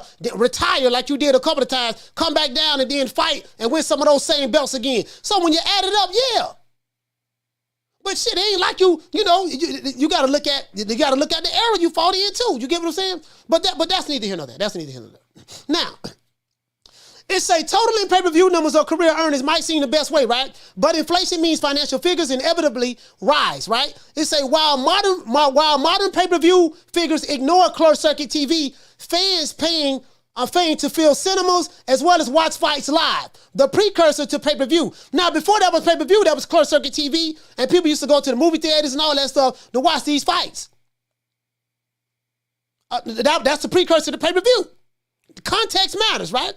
So we've crunched the numbers, adjusted for error, which is very, very good, adjusted for the error, and selected the 10 biggest A-side draws the fight game has ever seen. Think about this. Let's go here. See Tom Brown right there. Canelo Alvarez is the undisputed, so we know that. Canelo is undisputed. We know that, right? Right now, they got at number 10, they have Canelo Alvarez. So who Canelo Alvarez? He has earned $225 million at the age of 31. Well, Canelo's 32 now, so he'll be 33. He'll be 33 this year. $225 million at the age of 31. And is at the peak of his stardom, helped by his constantly improving boxing skills and new ability to swear hilariously in English. Oh yeah, because now he see Canelo speaking more English now. Canelo was also able to draw more than 1 million pay-per-view buys, U.S. pay-per-view buys, against top opponent Gennady Golovkin, Floyd Mayweather, and just under for others, 800,000 for Caleb Plant.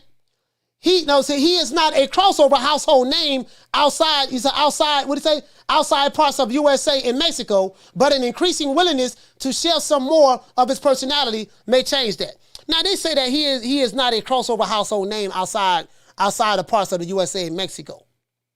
I'm not gonna lie, guys. I cannot confirm that or deny that because I'm not. You know what I mean?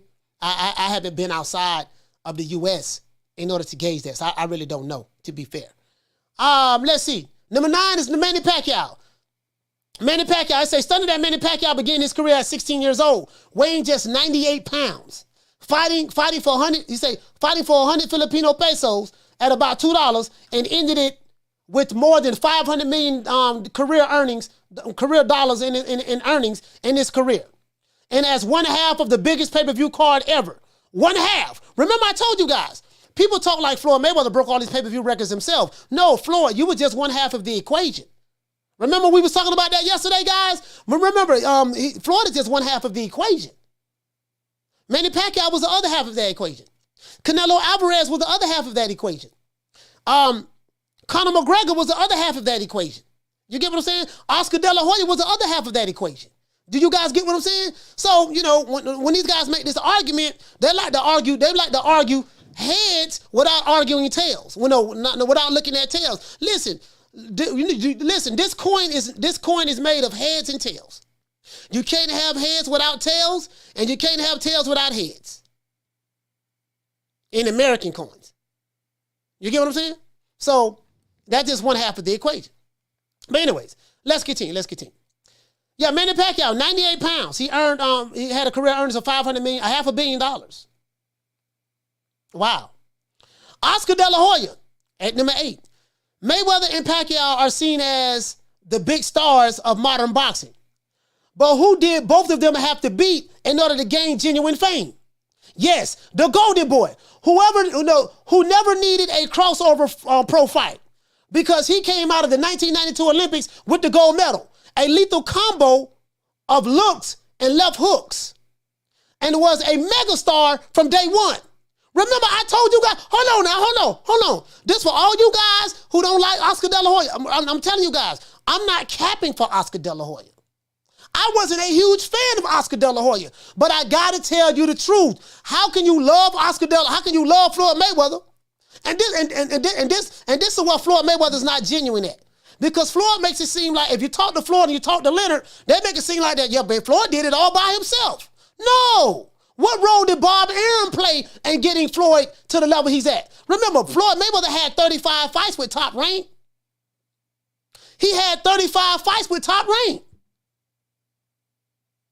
I don't want to pull up his resume at Top Rank and see all of his accomplishments at Top Rank. I could easily pull that up now. 35 fights at Top Rank. And then he had 15 more fights outside of Top Rank.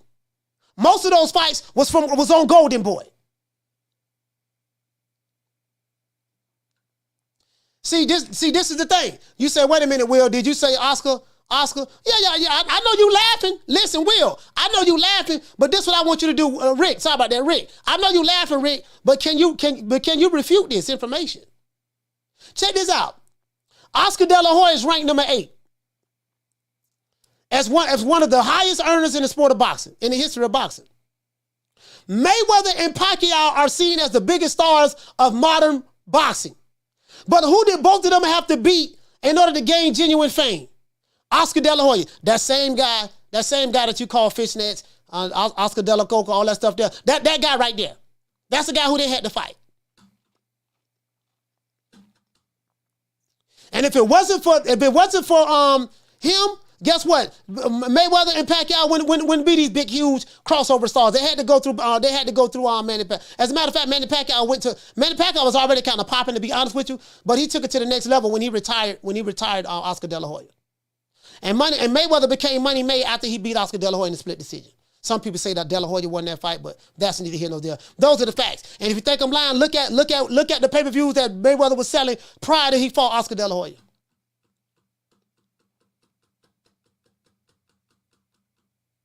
And what you said, Rod, you say, Coach, don't forget, Bob had to pay Jay Prince not to light up Floyd. Yeah. Bob Arum had to protect Floyd Mayweather and Booger Ray Leonard from Jay Prince. Sources say that Booger Ray Leonard was tied up in the trunk with the rats.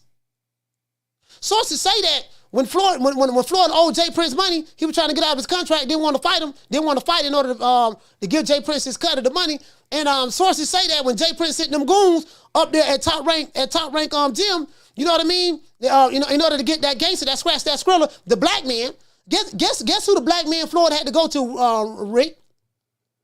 Guess who he had to go to in order to get the protection, in order to pay James Prince? He had to go to the white man, Bob Arum. True.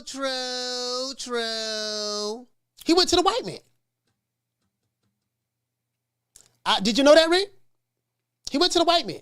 Had to go to Bob Arum.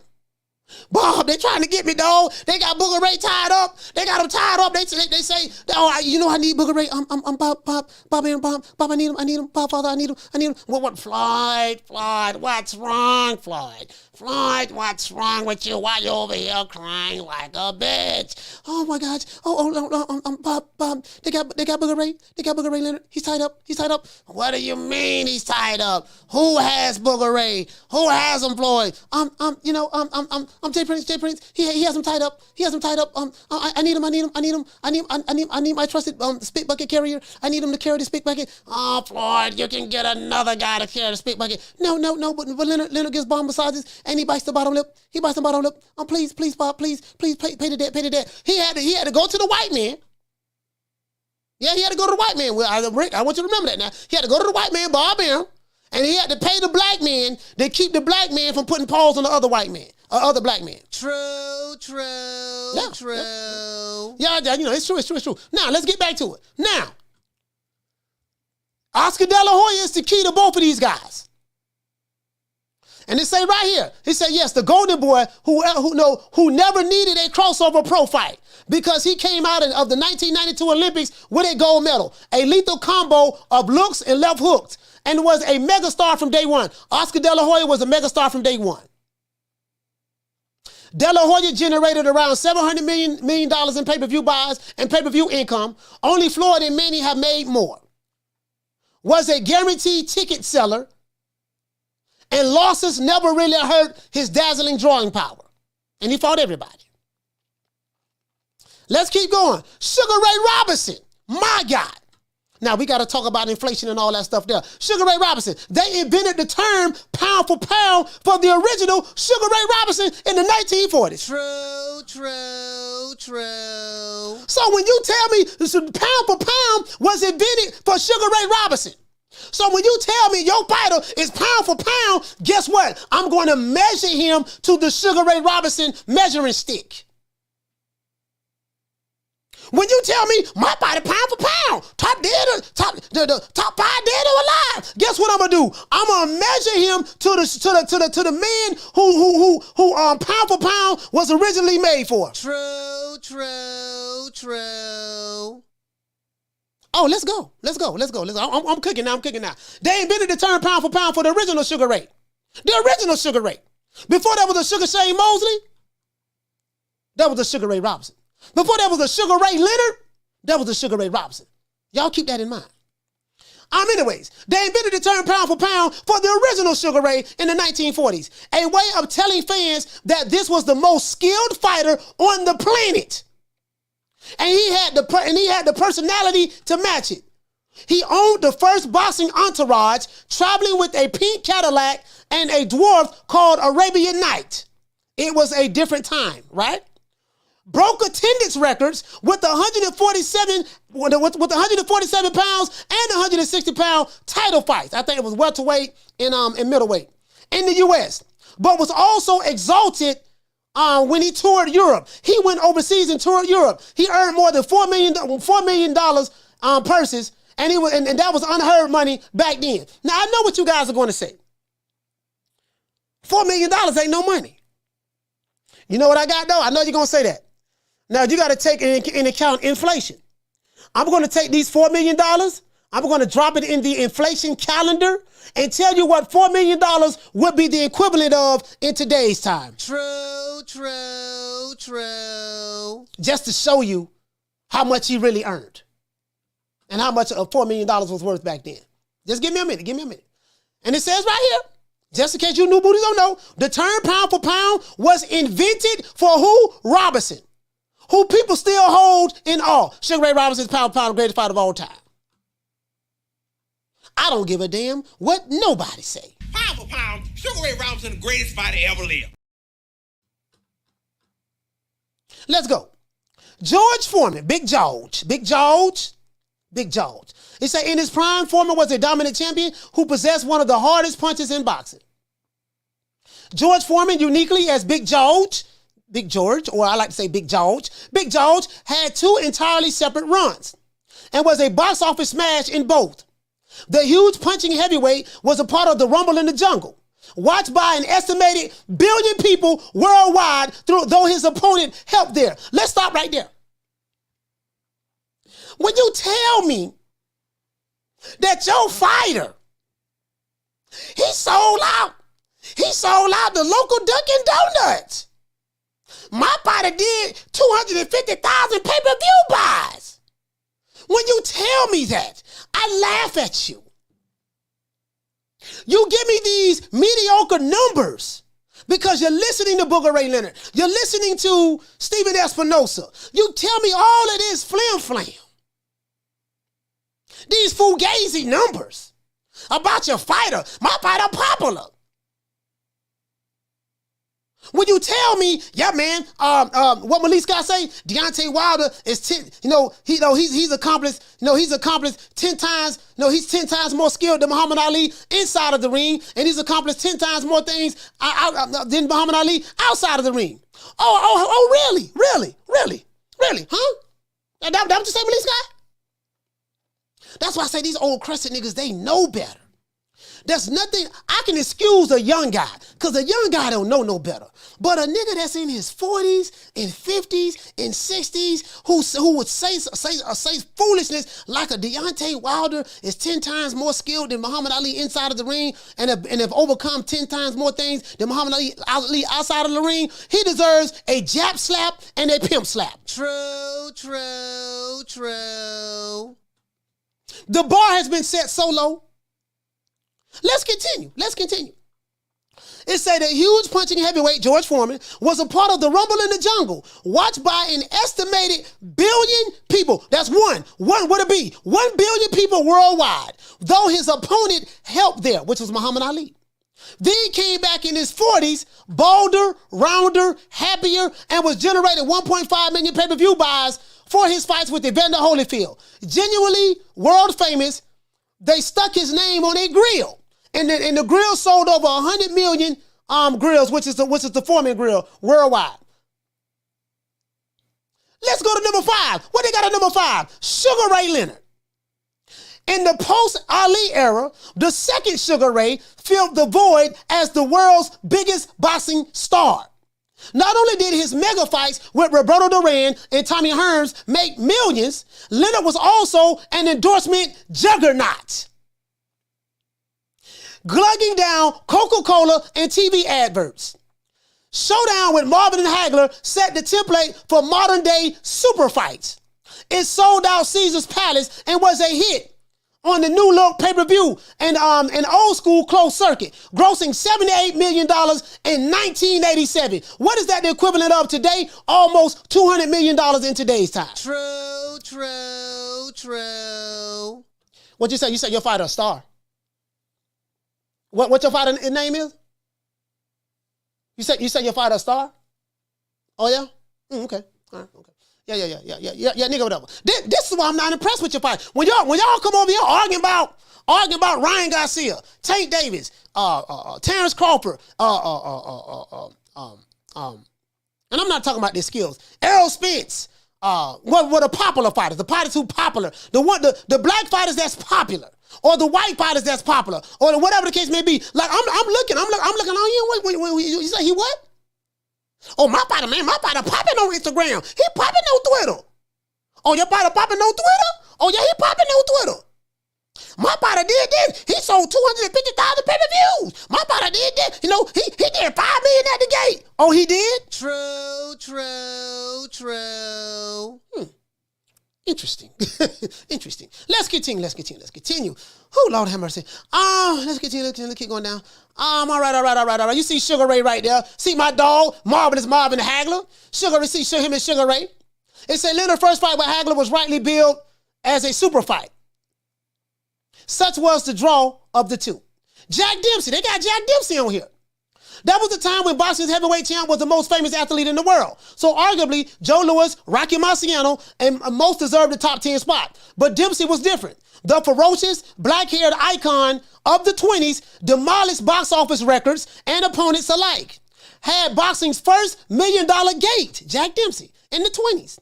KOing Georges Carpentier in front of 91,000 people. And the numbers kept soaring. His last fight was watched by a crowd of 104,943 in Chicago and was the first $2 million gate in entertainment. If we look at the doggone inflation, I wonder what this would be in inflation. I got the inflation calendar. I have the inflation calendar right here. The inflation calculator. Not calendar, calculator. I have it right here. Let's continue. Floyd Money Mayweather. In terms of pay-per-view numbers and earnings, here is the undisputed king.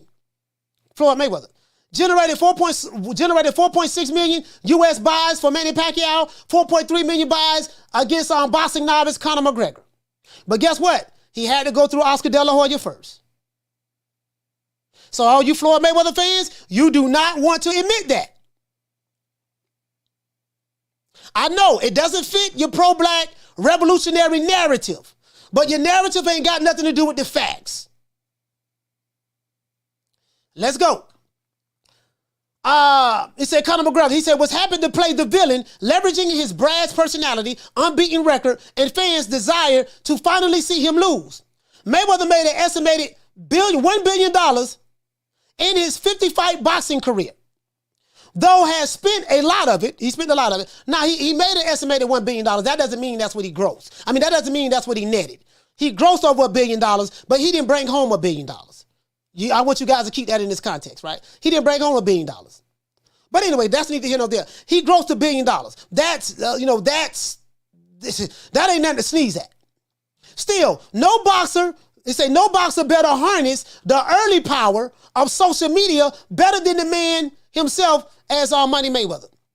Floyd Mayweather did it. He did it. He came at the right time. They had social media. He was on WWF Wrestling with the Big Show. He was hanging out with 50 Cent, who was the hottest rapper around at that time. He was hanging out with Justin Bieber, who was the biggest pop star at that time. He was on Dancing with the Stars. Everything lined it up perfectly he was at the Hip Hop Awards, at the Grammys, at the Oscars. Floyd Mayweather was a marketing genius.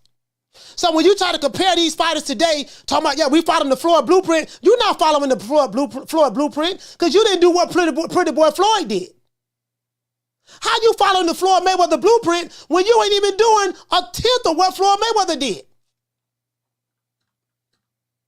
Do you guys get what I'm saying? These dudes is following the TikTok blueprint. They following the clout chasing blueprint. They following Leonard Ellerby told me I'm a star blueprint.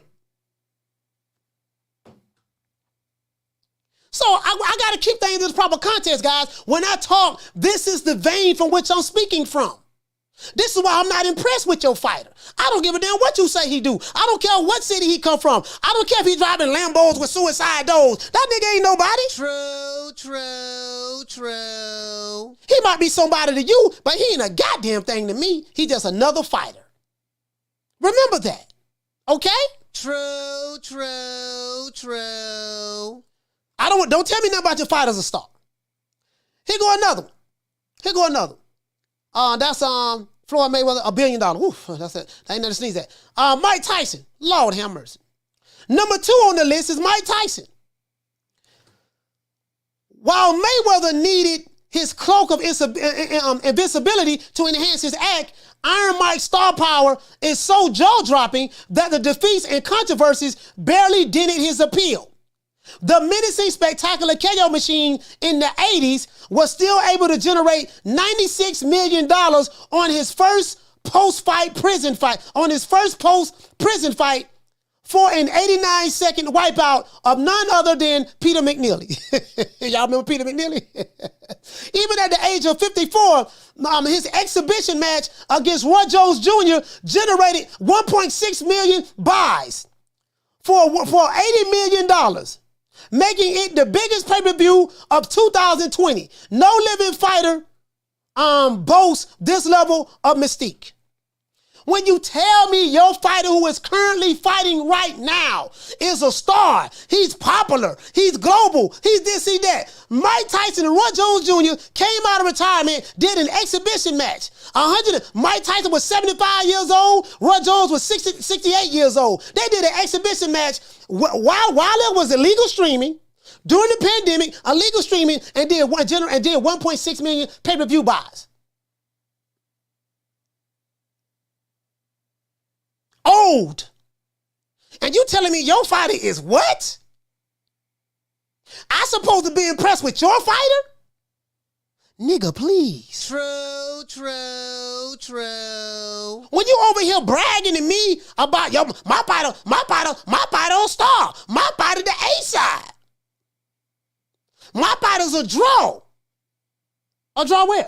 I am sick of hearing these bullshit Superman stories about the Wassa legendary Bruce Leroy catching bullets with his teeth. Catches bullets with his teeth. Nigga, please. This is, you get what I'm saying? Anyway, here you go. It said Peter McNeely. He said even at the age of 54, in his exhibition against Roy Jones Jr., he drew 1.6 million buys for $80 million, making it the biggest pay-per-view of 2020. No living fighter boasts this level of mystique. Guess who number 1 on the list? Highest grossing fighters. Guess who number 1 on the list? Muhammad Ali. Now, grossing in how many eyeballs was put on him at that time. Muhammad Ali is number 1. How did Ali become number 1, coach? You may ask. He ain't got as many titles as Floyd Mayweather. He ain't sold as many pay-per-views as Floyd Mayweather. They didn't have pay-per-view back then, sir. But they had something called closed circuit TV. Closed circuit. What that? That was the precursor. That was before pay-per-view, sir. Sign the contract. Set the 47, 30, 80, 20. Take whatever we give you. Drop the addy. I got shooters. You better not come into the fight. But I'm going to pull up. Yeah.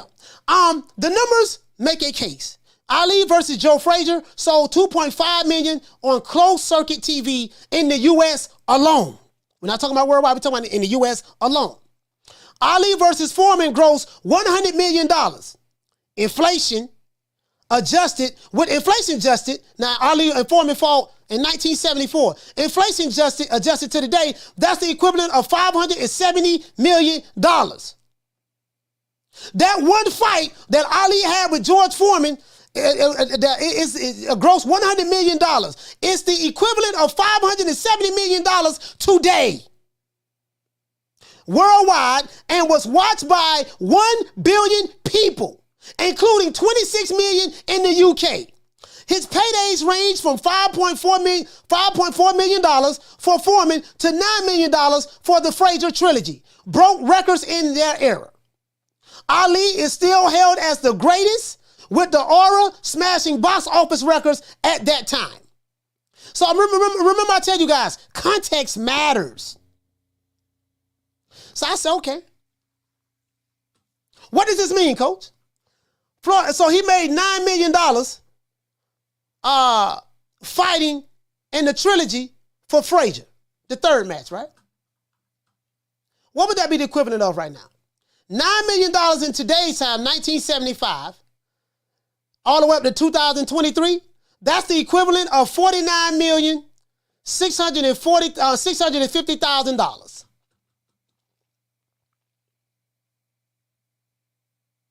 If it was today's times, that $9 million that Ali and them made fighting Frazier is the equivalent of $49,650,000 in today's time. Let's go back to George Foreman, though. Let's go back to Big George. Let's say Ali Foreman grossed $100 million. What would $100 million be the equivalent? Or they already looked at that. That's $570 million. Let's see. Mike Tyson, when he got out of prison, he was able to generate $96 million post getting out of prison against Peter McNeely. That was one of his first fights. If we was to add inflation to this stuff, guys, let's look up Jack Dempsey. Jack Dempsey, he had $1 million gate. He was the first fighter to do $2 million gate in Chicago.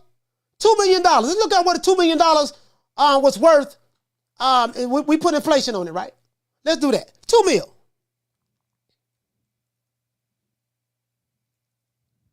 $2 million, right? Let's see what that is. 1920. Let's go to the 20s. 1920. $2 million today would be the equivalent of $29,679,700.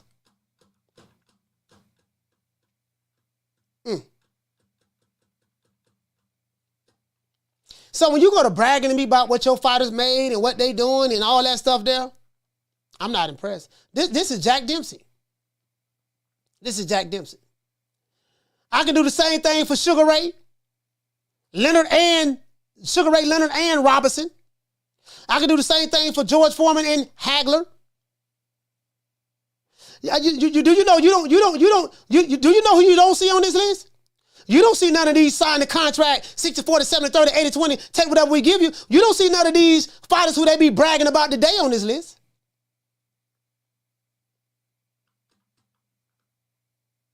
Them niggas ain't nowhere on this list. Anyways, phone lines open. 530-494-9636. Phone 530-494-9636. I just had to go there. I had to go there today. Here's what it is. What'd you say? You say, what about Duran and Barkley? How much did that fight generate? Let me look that up. Iran and Barkley, how much did that fight generate? Let me look that up right now. Hold on. I mean that'll be hold on, caller. That'll be just a quick Google search. Hold on, Phil. That'll be a quick Google search. Hold on. I thought I had my doggone Bluetooth phone. All right, there we go. All right. Caller, what's your name? Where you calling from? What's up, Coach? It's the inevitable. D-Block, D-Town, D-City, D-Ville, Baltimore. Stand up. D-Block, what's going on, fam? What's Hey, up, Marquis, Coach, what's going on, fam? What's up, my brother Marquis? I'm sorry, I was so busy talking, dog. I ain't noticed nobody in the chat, man. I apologize, guys. I'm finna talk to the chat now. Hey, what you say, Yamas? You said, do you think the money was on the back end? No, hell no. I wasn't no goddamn money on the back end. Go ahead, my brother. Go ahead. My bad, Coach. Sorry about that, man. No, go ahead. No, you good. Go ahead. We talk about, this is what I love. We're talking about the actual history of boxing. When the overall scope tells you, it ain't about your man. It ain't about your superstar you got today that says, that you say, oh man, you know what, $5 million? Oh yeah, he's good. He's great. He's awesome. He's one of the greatest of all time. I told one of my coworkers today, because he's a big Gervonta Tank Davis fan, okay? And he knows how I feel towards that. But that's okay. He got his Baltimore pride. I got my D-Block pride. So we talked, and I said, look, let me ask you a question, okay? I know in my point that Devin Haney, Shakur Stevenson, and all these great fighters that I know that are not at, you say, Tank's level, I know that when you come down with the legends, that will be a hell of a fight. It will be a tough fight. And then you know what he tells me? Frank tells me, well, you know what? I'm going to tell you why my man's great. I said, well, what's up? Tell me. Because I'm being honest. At least I know I have a mindset of a person that actually knows history and loves boxing, of what the richness and where it came from, right? Passing of the torches and all this.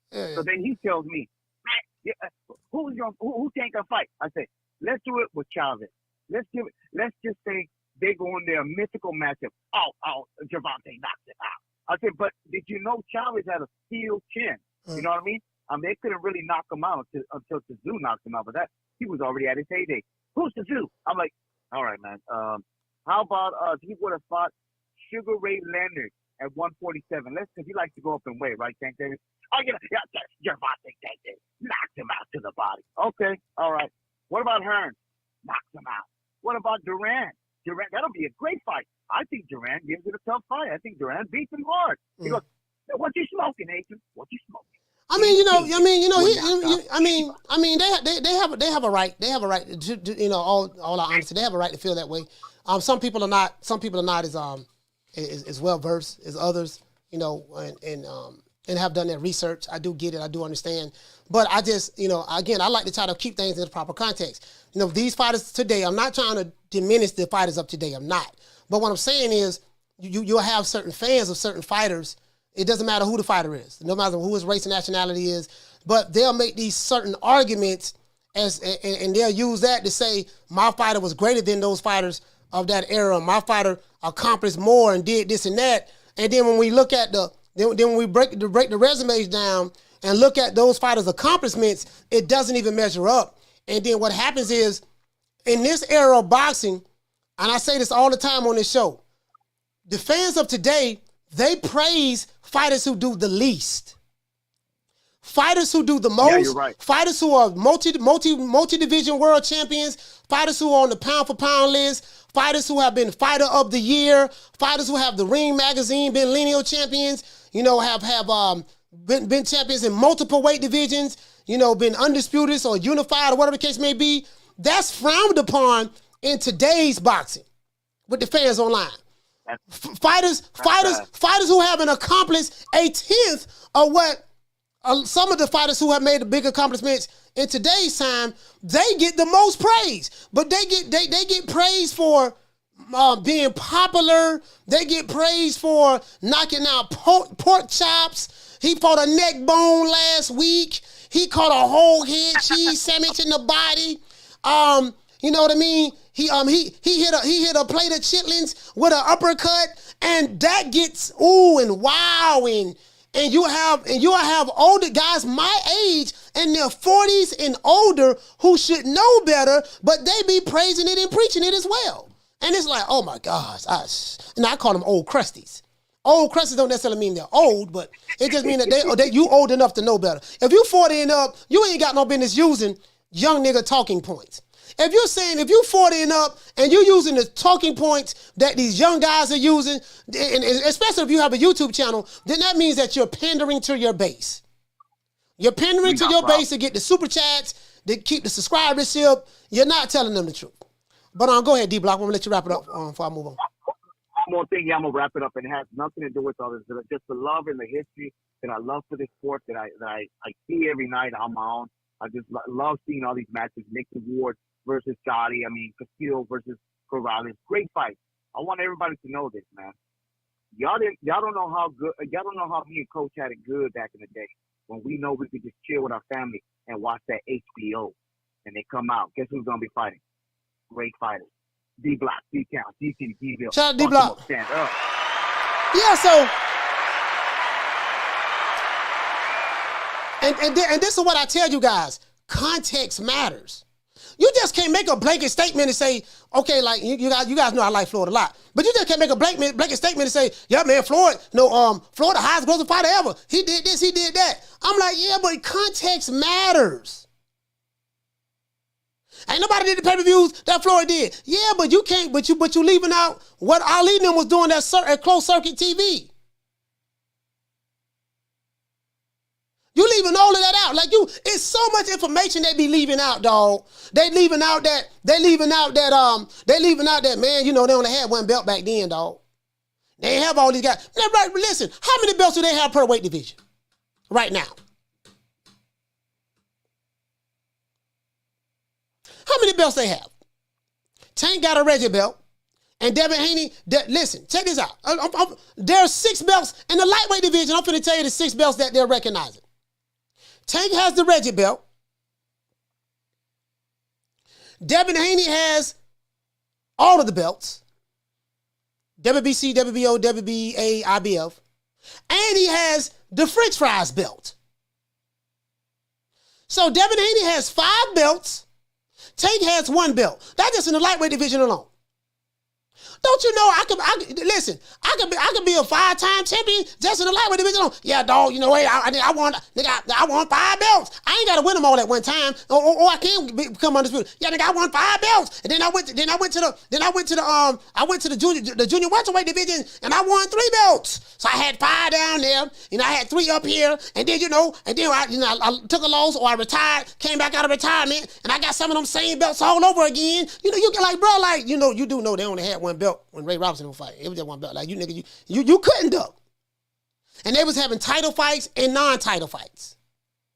Oh yeah, the Ring Magazine belt. They was having title fights and non-title fights. And guess what? They was fighting 15 rounds. True.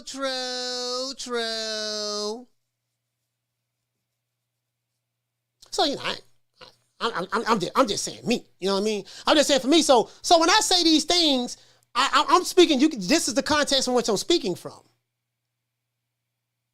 It takes a whole lot to impress me. What impresses Poke Chop Willie don't impress Coach Malachi. What impresses Hobo Sam don't impress Coach Malachi. Because your criteria and my criteria are different. Your criteria, the bar is very low. Your criteria, my fighter did $2-3 million at the gate. My fighter Liddy. My fighter got ice. My fighter popping bottles in the club. My fighter, he got a lot of followers on Instagram. That's your test. That's how you judge your fighter. And my fighter knocked out such and such. I tell you guys, I have a boxing criteria. My boxing criteria is this. I think number 1, how many top 10 fighters have your fighter fought? Number 2, if your fighter is a champion, did he try to unify the weight division? Did he unify the weight division? Or did he try to become undisputed? Or did he try to fight anybody, any of the top guys in the top 10? Criteria number 3, if your fighter is a champion, how many times did he defend his title? How many top 10 guys did he fight? Did he defend his title? If your fighter getting in the ring with fighters he's a minus He's a 15, 16, 17, 18-1 underdog to beat. Okay, that's fine. Even if that guy's in the top 10, that's fine. But I have a boxing criteria. How many top 10 fighters he fought? My fighter ain't got to fight none of them dudes in the top 10. We automatically know our fighter beat him. So you don't have a problem with your fighter fighting this guy that's ranked number 40. But you have a problem with your fighter fighting other dudes in the top 10? Yeah, my fighter the A side. Okay, cool. All right, I got that. You do know that this guy's undisputed in the weight division. Belts don't matter. Belts don't matter. Well, if belts don't matter, how come when every time your fighter's team speak about your fighter's accomplishments, they say he's a 3-division world champion? They brag about the very same belts that you say don't matter. That's the problem I have with Calvin Ford. How can you say belts don't matter in one breath when it come to Tank, but then when you talk about Tank's resume, you say he was a 3-division world champion? Well, let me get this straight. In order for him to become a world champion, he had to beat guys who were champions that had belts, right? So when it fits your narrative, you take those talking points and you brag about the belts that he won, one regular title, one real championship, and the other was Reggie belts. You brag about the belts that he won in one breath while saying in another breath that the belts don't matter. True. I can't make this up. The right side, I can't make this up.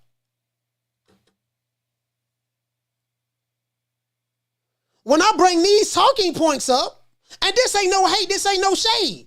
No one can say I'm hating. No one can say this ain't no hate, this ain't no shade. I'm like, and I say this time and time again, if you come over here and bring that to me, Coach Malachi, I'm going to break it down. Don't break it to me. That's all I'm saying. You get what I'm saying? You can't say belts don't matter in one moment and then say, Floyd Mayweather. Listen, that came from Floyd. That came from Floyd. Floyd was the one. Listen, check this out. I want to show y'all this. I got to show y'all this. See, all these dudes taking Floyd Mayweather talking points. The old school trainers. All of them taking Floyd Mayweather talking points. I blame Floyd for this. I blame Floyd for this. He got to accept responsibility for this. I want to show y'all something. I remember a time. I want to show y'all this. Hold on. I want to show y'all this. This is a picture of Floyd Mayweather right here. He got a whole lot of WBC belts. Many of those. Got the WBA belt over there. Got an IBF over there, right? How many belts he got right here? 1, 2, 3, 4, 5, 6. 6 times 4. It's 24. 24 belts, and I think he got the ring right here. 24 belts, and I think he got the ring right here. That's 25. No, that's not the ring. Is that the ring? No, that's not the ring. I think that's another version. I think it's the ring, maybe. Floyd Mayweather bragged about how many champions he beat. How many belts he have. Yeah, look at all the belts I have. He's marveling at his belts. But he gonna tell you belts don't matter. But when Floyd was boxing, the belts mattered to him. Did you know that? See, I'm old enough to know better. You get what I'm saying? The belts matter to him. Now belts don't matter. True.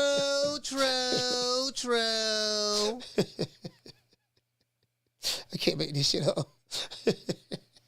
Not that 305. What is that? He said belts matter then. Yeah, 2023, the belts don't matter. You know what matter? My fighter. Hey guys, we need man, we short on lights like a motherfucker, man. God damn. Hey, we gotta get the lights up, man. We need 25 lights. Let's see can we get over 200. Let's see can we get over 200, guys. See, this why they don't like me. They don't like me because I ain't drunk the Kool-Aid. Hey, what to say to Martin? You said that's the old school WBC. Okay, thank you for correcting me on that, Martin. Thank you, brother. Hey, thank you, brother. Hey, Martin. That's why they don't like me. They like, man, we can't pull that shit. We can't pull that shit over. We can't pull that shit over on Coach, man. Coach ain't going for that shit. We can't pull that shit over on him. God damn, that nigga ain't going for that shit right there, dog. Nah, he ain't going for that nigga. That's why I hate that nigga, dog. I swear to God, I hate that nigga, Coach. He just ain't going along with it. Nah, I ain't going along with that. You know, because I know better. I know better. Hey, what did you say, Jamie? You say let's not forget Henry Armstrong. Yeah. Henry Armstrong, another bad. Yeah, absolutely. The old school in general, we can go on and on, right? But what I'm saying, Jamie, is just I like to take their talking points and show them how flawed their talking points are. Dude, your talking points are so flawed. Do you know that? Like you just take stuff that you hear somebody say, you take a sound bite. And because it sounds good, they'll regurgitate it, and that'll be their argument points until they run across somebody like me. Then when they run across somebody like me, and then it's like, and then I show them the flaw in their argument, and then I go to, since you want to talk numbers, let's talk numbers. Since you want to talk numbers, let's talk numbers. And I go to breaking the numbers down, and then when the numbers don't add up, when they see they losing the numbers battle, they want to move the goalpost and go somewhere else with it. Yeah, I can't. Shout out to Kenny. What did he say? Tony Harrison whooping Zoo by KO. No upset. Okay, hey, that's a bold prediction. That's a bold prediction, Kenny. That's a bold prediction. I'm picking Tony Harrison myself, but not by KO. I think I'm picking him to the box his head off. The box his head off. But again, you know what I mean. Tony got to fight a perfect fight. He got to fight a perfect fight. To be honest with you, fam, he's gonna have to fight a perfect fight. You know what I mean? Yeah. So the reason why I'm glad we're having this show, because I gotta let you know what my criteria is. My criteria is different from Calvin Ford's criteria. It's different from Fagnon's criteria. It's different from Boxing Shigo criteria. It's different from Booger Ray Leonard's criteria or Steven Espinosa's criteria. See, I know better. And guess what? They know better too. When I say they, I'm talking about the Espinosas and the Espinosas and the Booger Ray Leonards. They know better. They know better. Shit, I remember when Espinosa used to work for Golden Boy. Call what's your name when you're calling from? What's up, Coach? It's Electro Jed in New Mexico. How you been? What's going on, Jed? Talk to me. You're making all these talking points. You know, when it comes to these guys, you're preaching to the choir, because the people that hang out in your channel, they know, except for the trolls, but they know. We all understand what you're talking about, and people don't get it. That why it is that we look fondly back at these old school fighters, because the game today is so messed up. My question to you is, what can we do? Nothing. To get Nothing. What can we do now? Only thing we can do is what I'm doing right now. I'm doing this show. This show is, someone may see this video later on down the line, and they may get educated by watching this show. So I'm gonna tell you something. A wise man told me. I was and I'm gonna make it real quick. I was in the mosque, right? I was in the Nation of Islam. I was in the mosque, and there was a brother that was quite a few of the brothers wasn't paying attention to the minister, which is my grandfather. And I said, man, you know what, man? A couple of these dudes wasn't paying attention, man. But I heard every word you said. I was locked in and focused, and I was on post. Listen to what he said. You know what he told me? He said, brother, if I'm teaching a crowd or a room of 100 people or 200 people or 300 people, if it's only one person that's listening to me, that's the one that I was teaching. The other 999 people that was in the room, I'm not worried about them. The one that's listening is the one that I'm teaching. So this message, it may not, you may be like, you're preaching to the choir. That might be so, but there are other people who are not a part of the choir that may be listening to this show right now, or may stumble across this show later on down the line, and this may enlighten them. So that's why I do it. You know what? I hope so, because when I do mine, I feel the same way you do. Because I try. But here's the thing.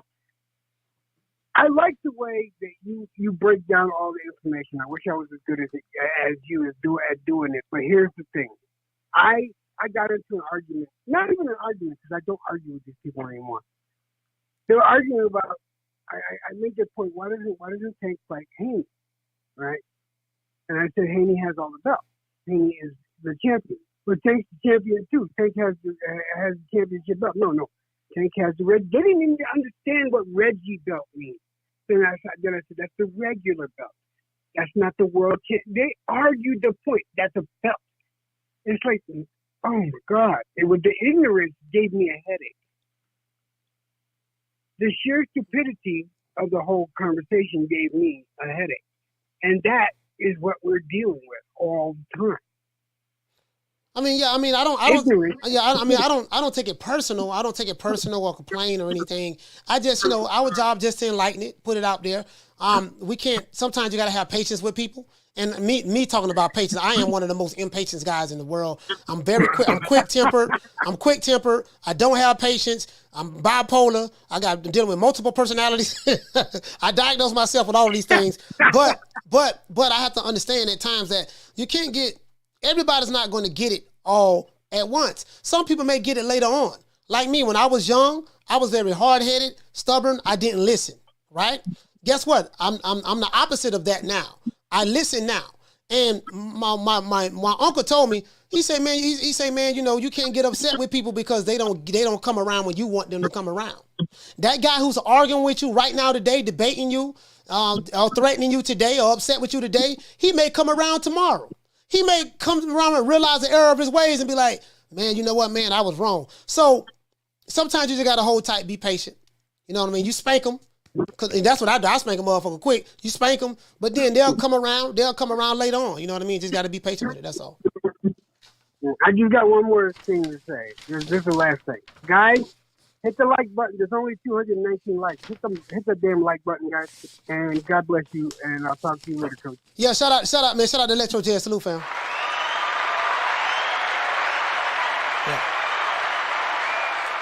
Yeah, man, I'm quick tempered in the motherfucker, boy. I could be happy 1 minute.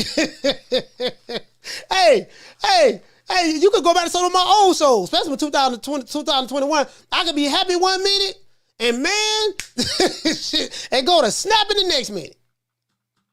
That's how I got shot. I got shot in the neck and I got shot in the back. That's how I got shot. I got mad and took off on the dude, man, and nigga was bigger than me too. And I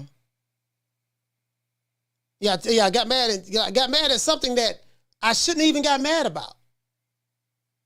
And yeah, man, I ain't want to talk. Yeah, I ain't want to talk about it, bro, because it was so stupid. I'm not even upset with the guy who tried to kill me because I provoked it myself. I provoked it. You get what I'm saying? But yeah, but I was a teenager though. I was 16 years old, so. That's why I'm happy. Like, I'm 49. I'm happy, man, because I ain't supposed to be. I was supposed to been dead at 16. Nigga put 2 in me. Anyway. So that's why I smoke before I do the show. Because I'm very quick tempered. And I snap in a minute when, you know what I mean? Someone troll me or not troll, with someone like threatening us, whatever the case may be. That's why I do that. You know what I mean? After smoking. You know what I mean? Calm down. Because I'm here all the time. I'm from 0 to 100. I'm at 100 every day, so I gotta smoke to come down to 50, and that's what I do. I come down to 50. You know, so I come down to 50. I have to smoke to come down to 50. You know what I mean? So I'm just being honest with you.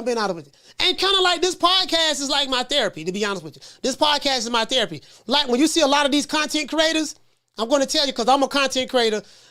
Content creation. People who do it all the time, this is our therapy. Talking to you guys, I like talking to you guys are my therapist, believe it or not.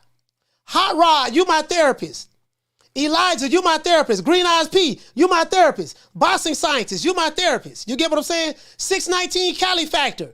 Schwa Jones, you guys are my therapist. So I come over here and talk, event, you know what I mean? And then we come back and do it all over again tomorrow at 3 o'clock. True. Yeah, you get what I'm saying? I'm just being honest with you. I'm just honest with you.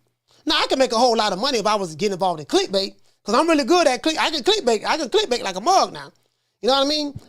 Shout out to Knockdown 305. Hey, I can clickbait like a mug now if I wanted to do that, but nah, it is what it is, It is what it is. I ain't in the clickbaiting. You know what I mean? But I even learned to look at the clickbaiters differently now. I even learned to look at the clickbaiters differently now, to be honest with you. Caller, what's your name? Where you calling from? Jason, Nashville. Jason from Nashville, talk to me.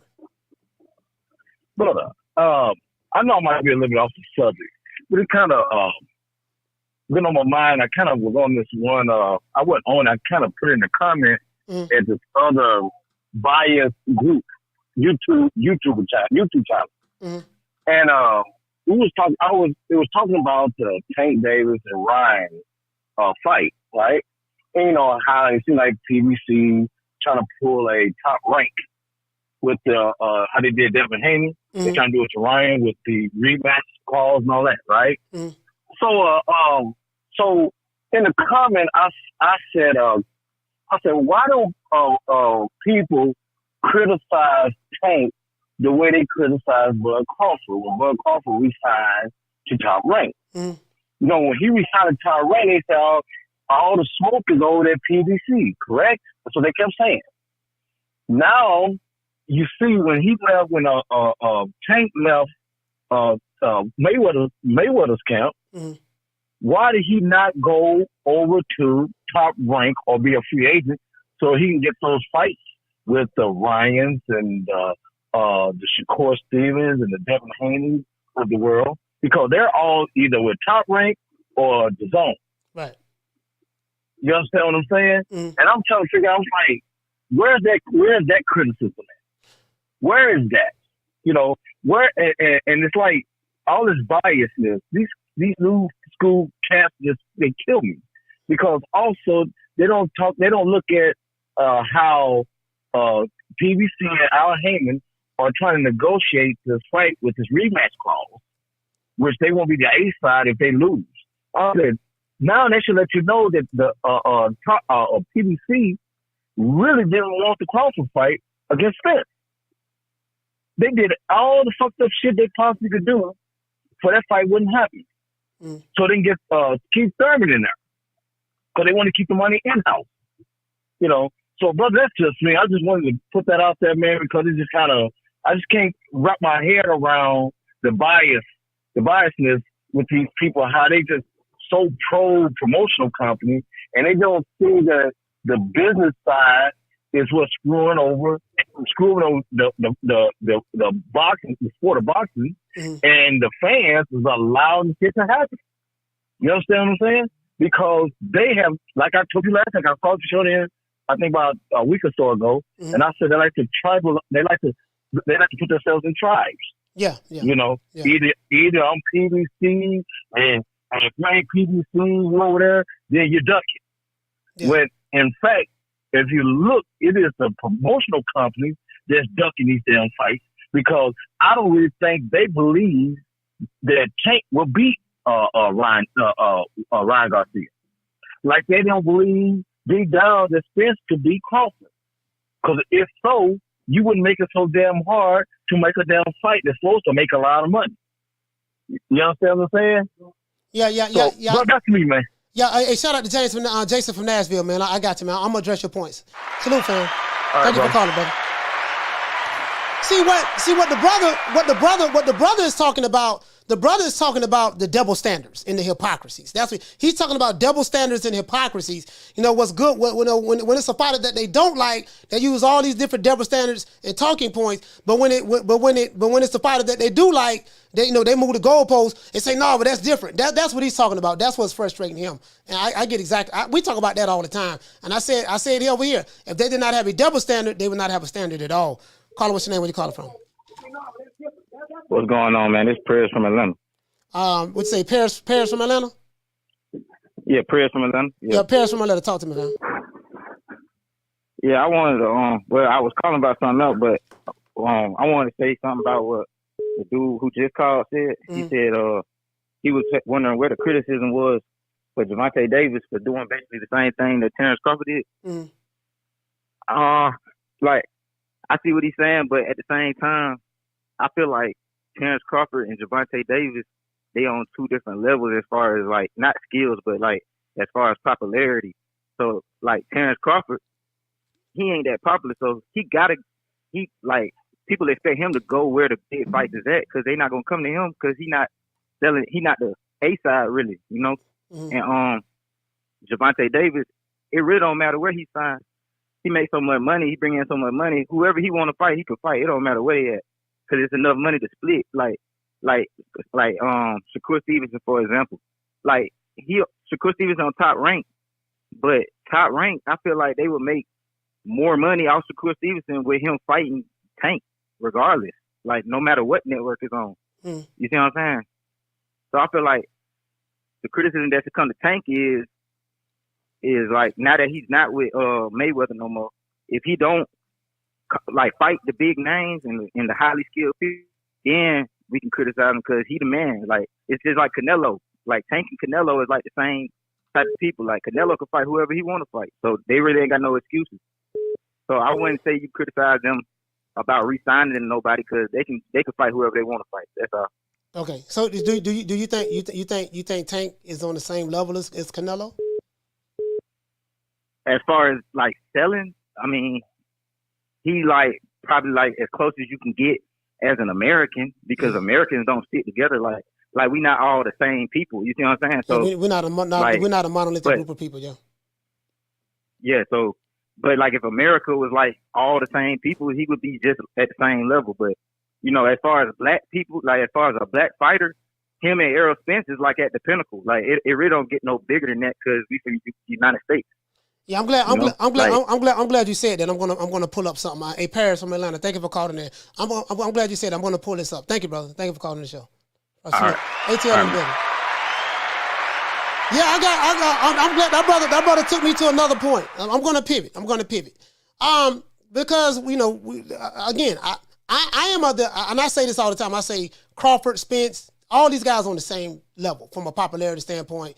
If I pull up all of these fighters' net worths right now, you will see that all of their net worths is the same. Crawford may have a net worth a little bit more than Errol Spence, and Tank Davis has a net worth less than those guys. You get what I'm saying? So, from a net worth standpoint, all of these guys are pretty much damn near neck and neck. So it can't be, you know, all these guys ain't making this astronomical amount of money. I'm saying what they bringing in. You get what I'm saying? I think that's a myth that they've been putting out there, Booger Ray Leonard and them and stuff like that. Like, I'm gonna get, hold on. Oh, goddamn, boy. Hold on, let me get this right quick. Caller, what's your name? Where you calling from? What do you do, Coach? Just from Florida. Cool boy. Hey, what's going on, cool boy? Talk to me. No, I ain't gonna lie. I kind of agree with the last caller was talking about. Like, honestly, I don't think they believe Gervonta can beat Ryan. I mean, it's a risk, but how I feel it, I think that's why he asked for a rematch because I don't think he's confident enough. I'm not saying he's scared or not. I think Tank will fight anybody, but it's just like a high risk for him to take that chance. So they're trying to get their way out of the fight. That's how I see it. And they trying to throw the rematch in because I don't think he need a rematch. I think Ryan won and done to me. Like, I think Tank can get him out of there, in my opinion. But that's how I see it. So I think they're using that to get out the fight. That's what he's doing. Okay. So that's my call. All right. Yeah. Shout out to Cool Boy, man. Salute, fam.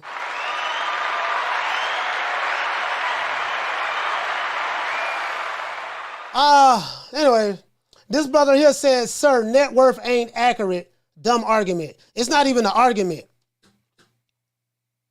It's not even an argument. You're right. It's not a dumb argument. It's not an argument at all. Fact of the matter is, none of these niggas, all these niggas on the same level. I think you're missing the point. I think when you make this argument that my black fighter over here got a whole way bigger net worth than the other black fighter, you got people who are professional. They are professional pocket watchers. This is what they do for a living. See what a person grosses, all that stuff there, yada yada. This is what they do for a living. Whether you agree with it or not is irrelevant. But if you're going to use talking points that your fighter has more money than the next fighter, my question is, okay, where you got that information from? If that's your talking point. If you're saying that the net worth ain't accurate, okay, then I can say, well, what you're saying about your fighter from a net worth standpoint, that ain't accurate. Why are you using money as a gauge if what the white folks who get paid to keep track of people's money, professional pocket watchers, if they're not accurate, then the arguments that a lot of these niggas making online, they ain't accurate their goddamn self. Because they use this money talking point all the time. But let's go somewhere else. So it is what it is. I mean, I'm not here to convince you of anything. You know what I mean? When it fits the narrative, it's not accurate. When it doesn't fit the narrative, it's accurate. Caller, what's your name? Where you calling from? What's up, Coach? This is Jay calling from Detroit. Jay from the D, man. Detroit, talk to me, fam.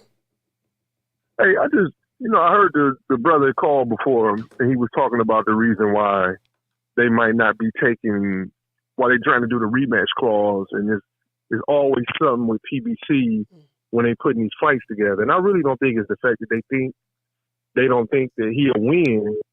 I think they're not making the money that they trying to act like they really are. Because if they was really the cash cow like that, a lot of these minor details, I think they wouldn't even make it to the forefront. You know what I'm saying? Like, if you get ready to take a fight with Mayweather, and Mayweather say, okay, I really make money like that. You fight Canelo, and they say they're the cash cow. We really make money like that. Regardless of what they tell you after that, the rematch, I'm the ASAD, and this blah, blah, blah, blah. You're going to agree to that because they make money like that. I think they're not making the money that they really trying to advertise it with Tank Davis. Like I heard one of the brothers say he's so much more popular. But I could have sworn, didn't he have like some pay-per-view fights where my man Booger Ray and them didn't even release the numbers for him? Yeah, they didn't release them. I don't know if he really... As a matter of fact, they got this podcast that came out. I think it's Chicken Talk Podcast. What the dude name? Steven Espinosa was on there, and he spoke on how pay-per-view numbers, right? And Ellie sat back, put out a number, said that, hey man, Tank did 400,000 pay-per-view buys with Hector Garcia. Steven Espinosa said something the total opposite of that.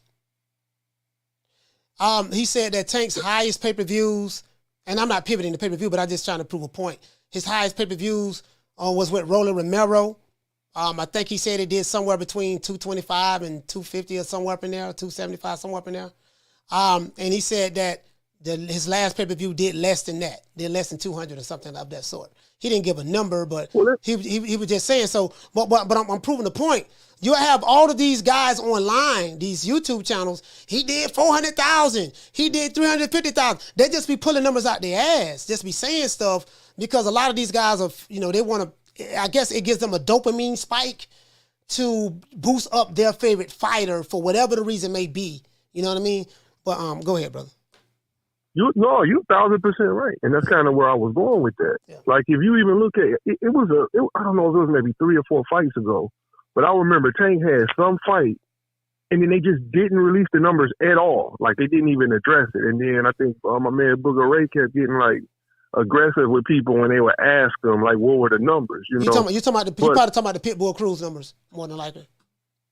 It may have been, but that was a great fight. I can't even put that out, but I just don't think they may be making the money that they try to advertise like they are. Like even with Errol Spence, like if Errol Spence was really making the money that they saying he make, I think Terrence wouldn't have no problem with agreeing to these slave contracts. You know what I'm saying? Like if Canelo offer you a contract, people don't go back and forth with Canelo. You know what I'm saying? They don't go back and forth with a Mayweather. They don't go back and forth with a De La Hoya, a true cash cow. But for some reason, when it comes to these guys that they keep advertising us like they make this much money, you know what I'm saying? It's a lot of back and forth. Can I hit you with one more thing, too? Yo, why we ain't heard nothing from Thurman? Why we ain't heard nothing from Spence? I'm hearing silent. I don't understand this. I'm hearing. I was listening to on the Boston Voice. I'm hearing that according to Nestor Gill, shout out to Nest over there. He said that Spence and Thurman, their fight is scheduled for May the 25th. So they got a date. I haven't heard nothing from Thurman in like 2 months. I haven't heard anything. Oh yeah. He haven't said a word. Radio silence. Yeah, I don't know. Or Thurman. Neither one of them. I don't understand what's going on over there.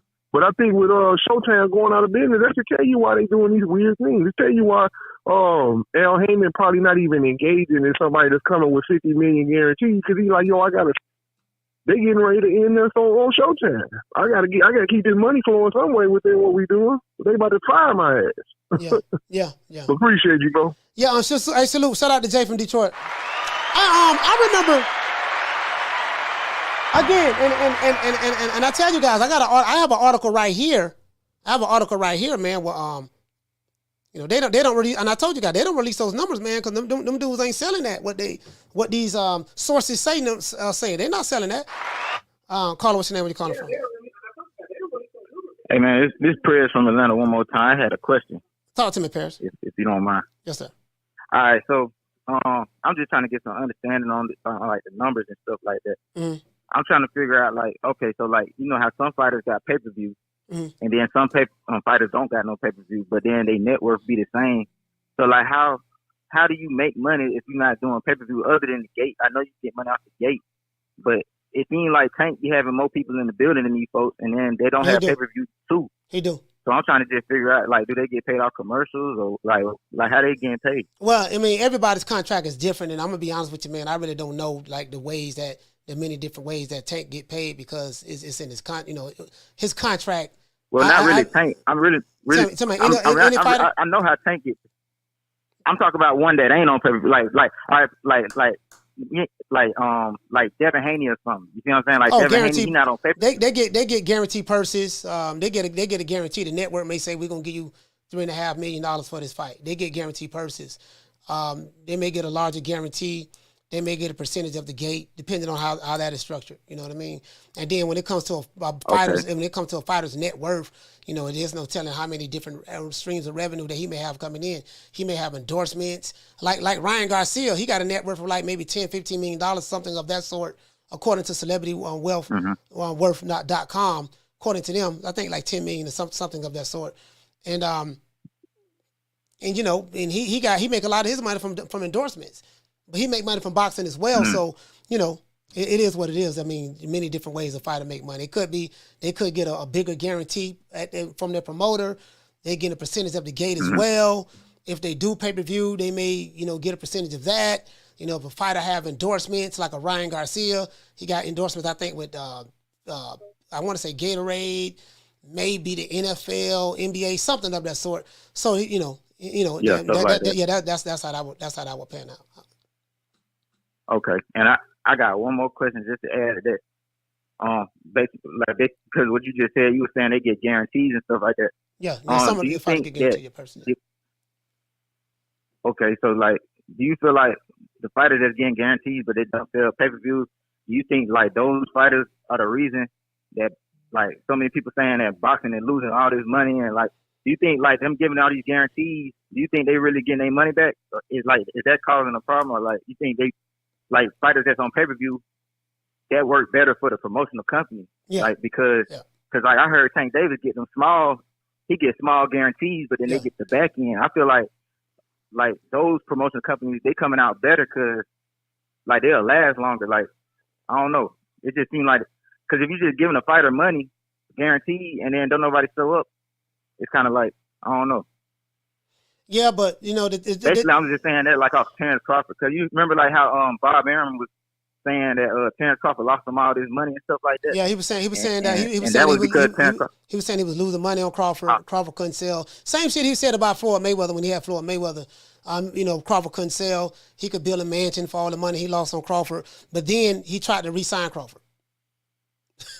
Oh damn! So it'd be some bullshit going on. Okay. So I'm like, my question would have been for Bob was, okay, if you was losing all this money with Crawford, and that's fine because he was giving him a guarantee. He was giving him a guaranteed purse. He was the highest paid welterweight, and no one was making more money than him from a guaranteed purse standpoint. He was the highest paid guaranteed purse fighter, and you complained about that. Okay, but why did you try to re-sign him when his contract was up? Like, why would you try to re-sign a guy that you're losing all this money on? That didn't make any sense to me. You know what I mean? But it is what it is. See, that's why I be asking questions, because like you like an OT in the game, you be knowing more stuff. Like he said the same thing about Floyd. Like I ain't know nothing about that. If I had knew he said that shit, I wouldn't have paid no attention when he said it this time. You know what I'm saying? Yeah. Look at some old videos. Like he didn't like Bob Arum was known for he wasn't too crazy about the black fighters like that. Outside of Ali, who worked with Ali and stuff like that, he always liked just non-black fighters. You know what I mean? Even though he did work with Marvin Hagler, he did work with Hearns. But I'm saying from a marketability standpoint, I think he preferred. So that explains why he got all them black fighters, but he on Loma dick. You know what I mean? So he's always preferred like he say that. What did Bob Arum say? He said that Lomachenko was the greatest fighter he ever signed, or maybe the best skill set fighter he ever had, or whatever the case may be. And I totally disagreed with that. I'm like, Lomachenko was good. Don't get me wrong, he's really good, but I totally disagreed with Bob Arum, on his take on Lomachenko being part of the greatest fighter he's ever signed. I'm like, dude, you don't have Marvin Hagler, you don't have Sugar Ray, of course Ali, you don't get no better than that. You don't you don't have Manny Pacquiao. You don't have some great fighters, Floyd Mayweather. You don't have some great fighters. Like if you look at Top Rank, they don't have all the great fighters for the most part. You get what I'm saying? But it is what it is. Okay, I appreciate that. They make a whole lot of sense. Like they cleared up a lot for me. So cool. Yeah, cool. Okay, I know Sugar Ray. I know Sugar Ray was with Top Rank. Salute, fam. I know it's with Top Rank. I know that. Caller, what's your name? Where you calling from? Hey, Coach.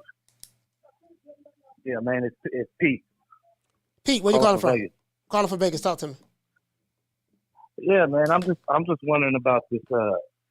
What part of the game is having a rematch called for a fight that's not a title fight? Like, I don't get that. I mean, are they considering the WBA that little title? Is that a real title? Actually, it's not. Actually, they're not fighting for the Tank's WBA. They're fighting at a catchweight. So at 136, right? Yeah. They're fighting at 136. So they're not. Tank is the A side. He's the guy that PBC Showtime are saying that brings more to the table than a Ryan Garcia. And they're saying that he's did more pay-per-views. Ryan has never done a pay-per-view. He does the highest live gate. So they're using that, they're using the A-side tactics, and that's just what it is. Yeah, but neither one of them is superstar, Coach. Come on. And not just that. I mean, I've never heard of a fight like that has to be a rematch for a non-title. The A-side fighters do get certain perks. But I do get what you're saying. You're saying a non-title fight. In this case with Ryan Garcia and Tank Davis, it's more so about the popularity. I look at this as more of a popularity fight, to be honest with you, because both of them are popular in their respective way. Ryan is popular more on social media, in boxing as well to a degree. Tank is more popular in boxing and more unpopular with the urban market. So both of them bring something to the table. You get what I'm saying? And I absolutely agree. Right. But if he wins the first fight, why is TBC saying that they should still be the A side? I don't get that. You get what you can negotiate. You get what I'm saying? Like, I think me and you, Pete, the only thing we should be worried about is us getting the fight. We have to let those guys. Exactly. We have to let those guys deal with why Tank should be the rematch and A side. Like again, like I don't want to get. I just want to see the fight myself. Yeah, that's saying, it. So like, all this other stuff, I think PBC is on some. I don't know. Weird Al is on some stuff, man. I don't get it. Yeah, I mean it is what it is, man. Don't. Hey, we got other calls calling in, man. Pete from Vegas, thank you for calling in, sir. Have a good one. Yes, sir.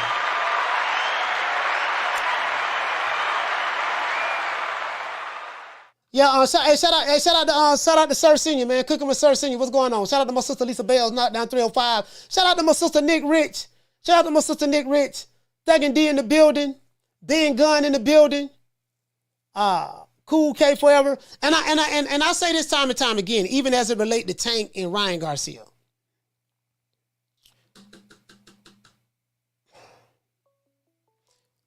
Both fighters bring something to the table. And I say this time and time again when people make these arguments about their favorite fighter. Hold on. Caller, what's your name? Where you calling from?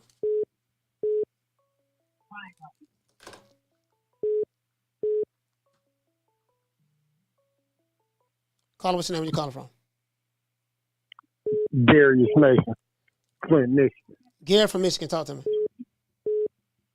Listen, Coach, all I want to say is I want to see this fight. Mhm. And all this rematch, this, that, and the third. I don't think this fight need a rematch.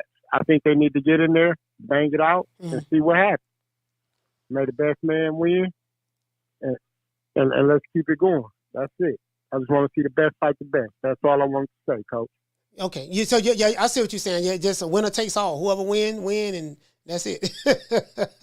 Exactly. And just leave it right there, and let's just be done with it. Move on to the next. Yeah, but that's what I was frustrated about yesterday, Gary, when we did the live. I was upset. I'm not gonna lie, I was upset because I'm like, man, I really want to see this fight. I want to see Tank. To me, this would be the first time Tank has really fought somebody outside of he fought Pedraza, but someone who I feel that's really can on his level. You know what I mean, from a skill set standpoint. And this will be the first time Ryan Garcia. Well, he's fought Luke Campbell, so Luke Campbell was okay. You know, I want to see this fight because you'll have fans of Tank Davis arguing up and down that Tank is the greatest fighter in the history of boxing, right? And you'll have fans of Ryan Garcia saying that Ryan Garcia, he has the fastest hands on this side of the Mississippi and this and that, and yada, yada, yada, yada, yada. So my thing is, I'm not impressed with neither one of them because I showed you my criteria. I'm an old school guy. So in comparison to what I'm used to, used to looking at, I'm not impressed with either one of them, but I will respect them as this era's fighters. And I say, well, the only way we can resolve it, let's put both of these guys together. One half of the equation equals the other half of the equation, and then we can get a whole. And that's how we can resolve the whatever dispute. Because the only way I'm going to know if Tank is who they say he is, I got to see him in there with some top guys. And the only way I'm going to see is Ryan Garcia is who they say he is. I got to see him in there with some top guys. Until I see that, I'm not impressed with either one of them. I'm just being honest with you. You know what I mean? So, but yeah. Hey, but shout out to Gary, man. Salute, fam. Well, go ahead, my brother. Hey, I appreciate you, Coach. Yeah, salute, fam. And I'm just saying, like that's how I see it. That's how I see it. Not taking anything away from Ryan Garcia nor Tank Davis. I'm saying the hype that Leonard Ellaby says and the hype that Oscar De La Hoya says, I'm like, dude, when I compare them to you, Oscar De La Hoya, and I compare them to, we just went through a whole little list of fighters and stuff like that. I'm like, in comparison to those guys, nah, they don't even measure up. But in today's time, in this social media era where, you got the Instagram and you're popping and, and stuff like that. Yeah, that's cool. You know what I mean? But I'm just saying for me, I gotta see more. You know what I mean? I'm not finna crown a fighter that's 24 years old or 28 years old. When I look at it, I'm like, okay, this guy I gotta see a little bit more. You know what I mean? And that's any fighter. I hold any fighter to that criteria. I don't give a damn who it is. You see what I'm saying? So let's give everybody a round of applause.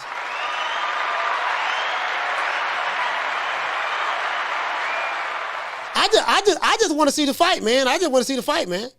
A side, B side, C side, D side. I don't give a damn, man. Let's see the goddamn fight, man. Caller, what's your name? Where you calling from? What's good, Coach? It's Hashirama. Hashirama, talk to me, fam. I want to start off by saying fuck the LDBC and Drew Titan specifically. Mm-hmm. But anyway, about this particular fight, I was just looking at it like a bit of a concern because I saw a few of the LDBC channels talking about that, even if Ryan were to win the fight, right, that he's not even the A side in the rematch. I mean, there is some argument to be made there, right? Mm. But anyway, they were basically saying that AJ, even though he lost to what's his face, Andy Ruiz the first time, as well as Usyk the second time, right? But what they failed to mention was in the AJ fight, right? In the AJ fight, first of all, AJ and Usyk were both on the same network at that time, because Eddie Hearn did have Usyk tied down during that time, right? So even if there was to be a rematch and AJ was to lose, which he did in the first fight, right? the rematch is still going to take place in the zone. And also for the Andy Ruiz fight, because Andy Ruiz was voluntary, that, you know, went really bad, went really wrong. But with all that being said, what in the world is it going to take for PBC? And maybe it's not even just PBC, maybe it's Showtime, because I'm starting to see more and more that I think a bigger culprit is Steven Espinoza, because a lot of the other PBC fighters who aren't necessarily tied to possibly Showtime, but you know they're still PBC affiliated, they're getting some fights abroad, right? So what's it going to take for Showtime to start cooperating and start being on the bullshit? I mean, the thing is like this is the thing with me. Like even with Steven Espinoza, what's going on with the networks, it's crazy because a lot of people don't know this, but I remember when Steven Espinoza used to work for Golden Boy. I think he was one of the, I remember that too. He was, you know what I mean? He was a legal advisor. Yeah, he was an attorney over there or something of that sort. I remember that, and it's like, man, you know, so if anybody who should be able, like he's a network executive, you know, let the promoters work that out. Let the promoters work that out. Me being a fan, I want to see if both of these fighters are what their fans say they are. If you're telling me this guy's King Kong and you're telling me this guy's Godzilla, I want to see that. And I don't want to. Right, I don't want to see. I'm in the same boat with you. Yeah, I don't want to see. Okay, well, you know, this guy the one guy wants a rematch, and if he lose, he want a rematch. And I'm like, okay, well, my fight of the A side, and then they like to use talking points. It's just like when Floyd fought, Oscar De La Hoya, or like when Maidana fought Floyd and this and that. You know, he was the A side, and I said that's only one problem with your argument. Tank Davis ain't Floyd. Mm-hmm. Yeah, that's true. And Tank Davis ain't. That, but go back on the. No, but hear me out though. That Tank Davis is not Floyd. So when you listen, like if you're gonna pull fighters who accomplish astronomical things in the sport, and you're gonna use that fighter as the pretext of your argument to support your fighter better very well be doing what that fighter that you're comparing him to doing. Or at least somewhere near that. If he ain't doing a third of what that fighter did, you can't even use him as a comparison, in my opinion. You get what I'm saying? So that's the problem I have with that. Yeah. Right, yeah, no, I definitely agree with you. I mean, personally, I think I'm from Maryland. I like Tank, but he be on some bullshit. So that's part of the reason why I kind of, stopped liking him. And Ryan Garcia, he hasn't really fought anybody that, turn the needle for me. So with that, I mean, but to be fair, Tank hasn't either. I got other calls. I got other calls calling in, but yeah. All right, homie. Hey, salute. Thanks for having me. Yes, sir. Salute on Hashirama. Salute, fam. DMV. Stand up.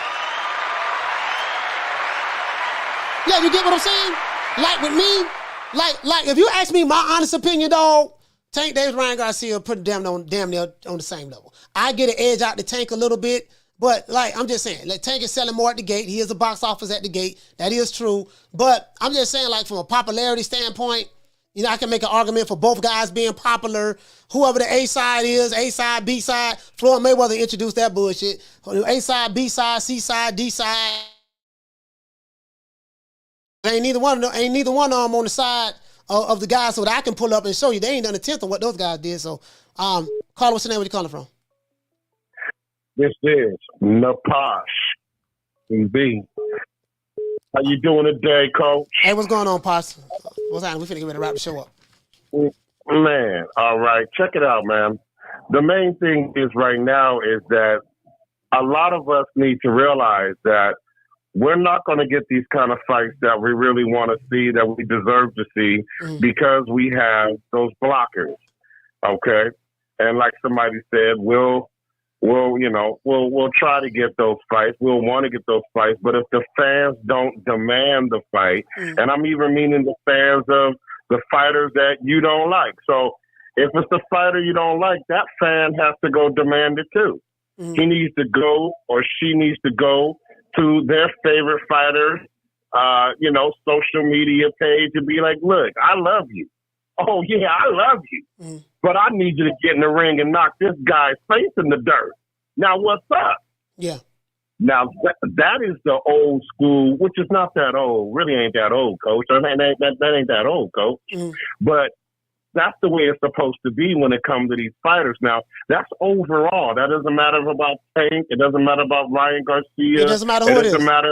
It doesn't matter who it is. Yeah. It doesn't matter who it is. It could be Rashidi Ellis right now. It could be Blair Cobb. It's the same criteria. And this is what I was saying. Like, I have a boxing criteria. This is what I was saying. I have a boxing criteria. My criteria is not because the fighter's from the city that I'm from. My criteria is not, man, my fighter grew up right down the street from me.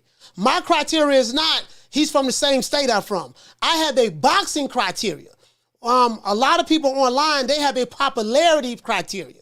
And this is where things get mixed up. When you take when you take a popularity criteria, or he's from my same city or hood criteria, and you conflate that with boxing, that's where the problem lies. And with me, I keep the same. I'm like, look, dog, I have a boxing criteria. If you stay on the side of boxing, you can never go wrong. And what it is what we're seeing, this is not boxing going on. This guy's popular. My fighter make more money than your fighter. My fighter drank more Hennessy than your fighter. My fighter litty. My fighter got more jury. My fighter the A side. He the B side. This, that. In this era, your accomplishments mean nothing in this era. Not with the old school boxing, not with the old school fighters, but I'm saying with the old school, some of these trainers, accomplishment don't mean anything. They pick and choose when they want to use the accomplishments. Like Tank Davis is a phenomenal fighter, perfect example. When they make the argument about Tank, Tank is the 3-division world champion. He's a 3-division world champion, yada, yada, yada, yada, yada, yada. But in one breath, but then they say, belts don't matter. It's legacy over currency. It's currency over legacy. Belts don't matter. Wait a minute. Well, how can you say in one breath, Tank is a 3-division world champion? The belts mattered. The belts supported your argument in one breath, but then you turn around on the next breath and say, belts don't matter. Well, if it didn't matter, why do you use belts as an argument to support your claim of how great your fighter is? So the main thing about it is that it's wasting all of our time, all of our money, and this is a bothersome thing. And now we got people that really want to do something great. You know, we got some fighters that want to do something great. And of course, we got the background players, the promoters, the manager, the advisor. We got those guys that are trying to, take the fight to smaller levels because they don't really want their fighter to upset the apple cart and because they might not believe them as much or whatever. But we're here. And the evidence is here. Now, when you get these fans, I'm all about the fans, right? So I gotta wrap it up. I gotta wrap it up, fam. When you get these fans that are not true boxing enthusiasts, you already know right out. This is looking just like the Crawford situation. Yeah. It's starting to come down the same way. And we got to be real. It's time to go to your favorite fighter's social media page and let them know what's up, y'all. All right, salute. Don't come to Coach Malachi. Salute, man. Hey, shout out to Paz TV. Salute, fam. Thank you for calling in, bro. Yeah, you guys get what I'm saying? So again, we ain't setting no more calls. I have a boxing criteria, so I pretty much keep everything the same. My criteria is that. I showed you guys a glimpse of, hey, this is how I judge things. When you say certain things to me, I ain't got no problem with how you feel about your fighter. Just when you bring it to me, understand that my criteria is different based on what you know what I mean? Who you fight matters. How many top 10 guys he fought? Did he clean out the weight division? How many did he clean out the weight division? How many times did he defend his title if he was a champion? That's my criteria. My criteria is not, look, man, what he did at the gate. My criteria is not how fine his baby mama is. My criteria is not how many arenas he sold out. That's not my criteria. Now, that may be the criteria for the people who invest in their money. That's their criteria. But for me, I have a boxing criteria. My boxing criteria is for all fighters. It doesn't matter what their race is, what their ethnicity is, what set they claim, whether they are blood, whether they are Crip, how many Instagram followers they have, how many YouTube subscribers they have. It has nothing to do with that. I have a boxing criteria for every fighter. And that's what separates me from your favorite YouTube channel. Let's give everybody a round of applause.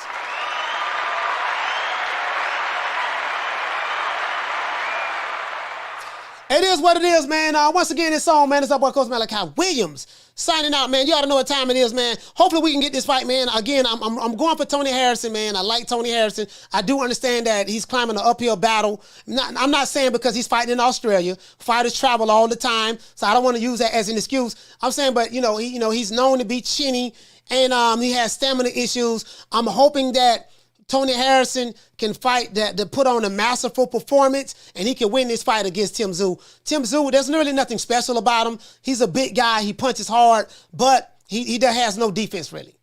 So you're going to need some kind of pop to keep him off of you. Tony Harrison really doesn't have the power like that, but at least we're getting a good fight. It's not a pay-per-view fight. It's a good fight. At least we're getting Caleb Plant in Benavidez. That's not a pay-per-view fight. That's a good fight. So I don't think I'm gonna be paying pay-per-view for that. But that is a good fight. I'm happy we're getting that. I'm not wrong with that, and I'm not upset about that. We didn't get to Crawford Spence. That's not going to happen. That's done. We're not going to get Joshua Wilder. That's done. That's over with. Both of them got multiple losses now, and I'm hoping that Tank and Ryan Garcia, that fight really happens and it doesn't go to the wayside. Other than that, man, you ought to know what time it is, man.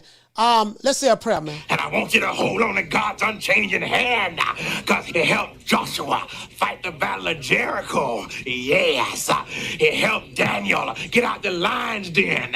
He helped Gilligan get off the island. Lord. Shout out to my dog, Booger Ray. Make it last. Make it last forever. Don't let I love you.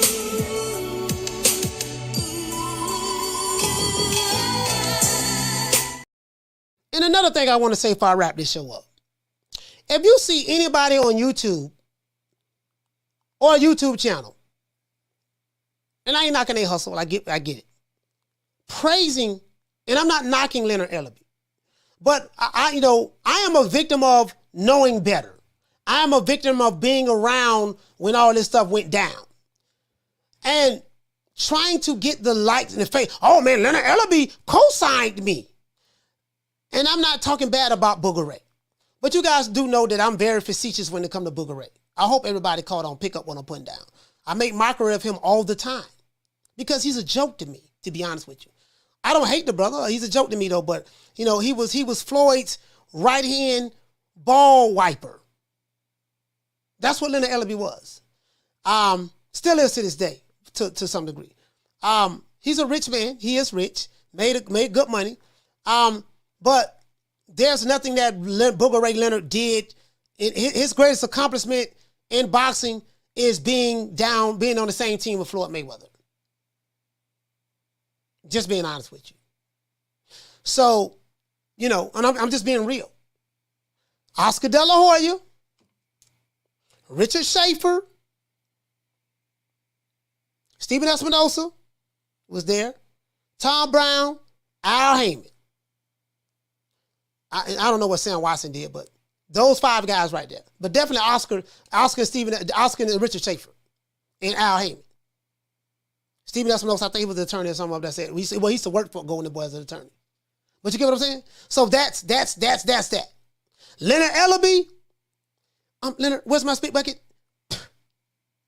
Here you go, Floyd. Here goes the bucket. Spit in it, Floyd. That was Leonard Ellaby. Nothing more, nothing less. Okay? I hope we could put that to bed. True. It is what it is, man. It is what it is, man. Once again, it's on, man. It's our boy, Coach Malachi Williams, signing out. Hey, Riley, man. Riley, let them know what time it is. Look, fuck you. Fuck the plane you flew in on. Fuck them shoes. Fuck the socks with the bell on it. Fuck them cheap-ass cigars. Fuck your yuck mouth teeth. Fuck your hairpiece. Fuck your chocolate. Fuck Guy Ritchie. Fuck Prince William. Fuck the Queen. This is America. My president is black and my Lambo is blue, nigga. Now get the fuck out my hotel room. And if I see you in the street, I'm slapping the shit out of you. Yes, sir. I'm a karate man, all right? Karate man bruise on the inside. They don't show their weaknesses. Yes, sir. You ought to know what time it is, man. Shout out to the Tooth I Fairy. don't understand why you're even mad. Like, you should be happy that the Tooth Fairy gave me $2. Okay, so that's $2. What did you want? $5 because my top tooth was worth way more. Are you serious? Yeah, I hate the tooth fairy. She's an idiot. Are you serious? Yeah. You know we gotta thank Al Heyman. Well, you know, I guess I gotta be like everybody else and thank Al Heyman. I can quit my job now, baby. 6 figures, baby. You feel me? I'm about to But a name. Do you have a name? Oh, nah, I ain't got no name, you know. Name them names, man. They know who they is. Name them names, please. The names need to be named. They know who they is. The Mexican monster. Gotta know what time it is. I don't even play, nigga. Wakanda, bring your ass over here, nigga. This what I'm gonna do to you. Oh, Lord, oh, I just kicked Wakanda in the face. Oh, hit him in the stomach. Oh, Lord. Kick him, slap him. Kick him again. Oh, Lord, I'm beating Wakanda ass. What you gonna do, Wakanda? You want some more? Oh, Lord, hammers. Go up on him. Bam. Catch him in the neck. Ah, Lord, Wakanda is dead.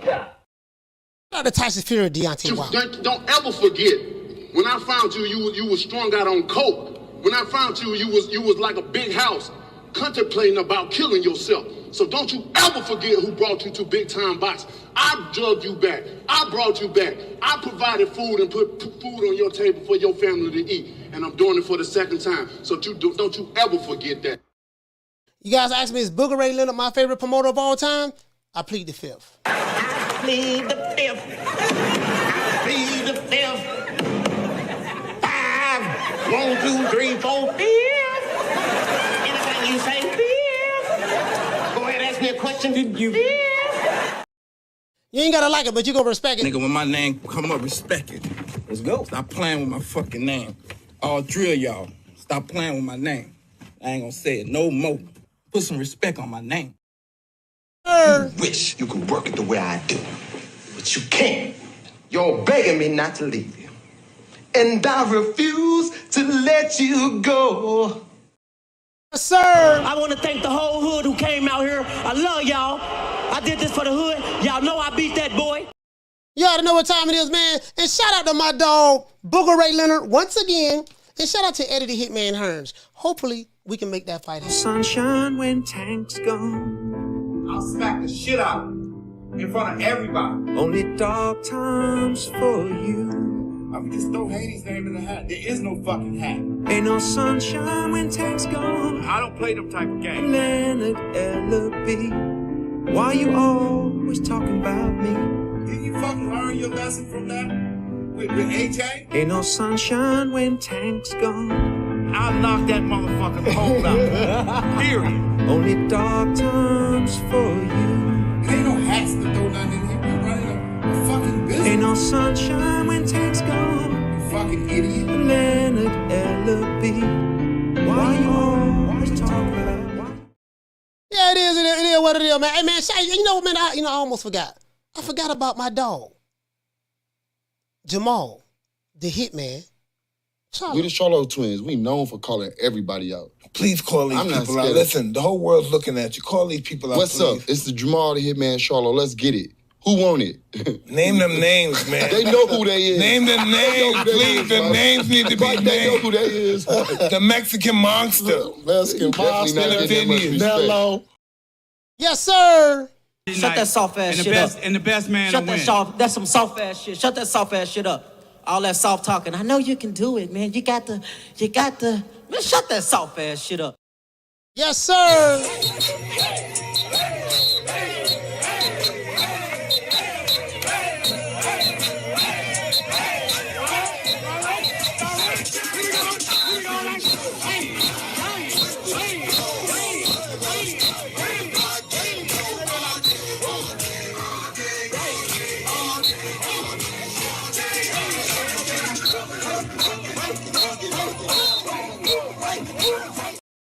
It is what it is, man. Once again, it's on. Hey, tomorrow, guys, I'm flying out. I'm going to Omaha, Nebraska tomorrow. I'm gonna be there for 3 days, so you guys will see me. You guys will see me going live there. You know what I mean? So, I don't know if we're gonna have a show tomorrow at 3. I will be dropping a video tomorrow at 12. Be on the lookout for that. And you'll see me go live probably from the airport or something of that sort. See you guys tomorrow. Maybe 3 o'clock. We'll see.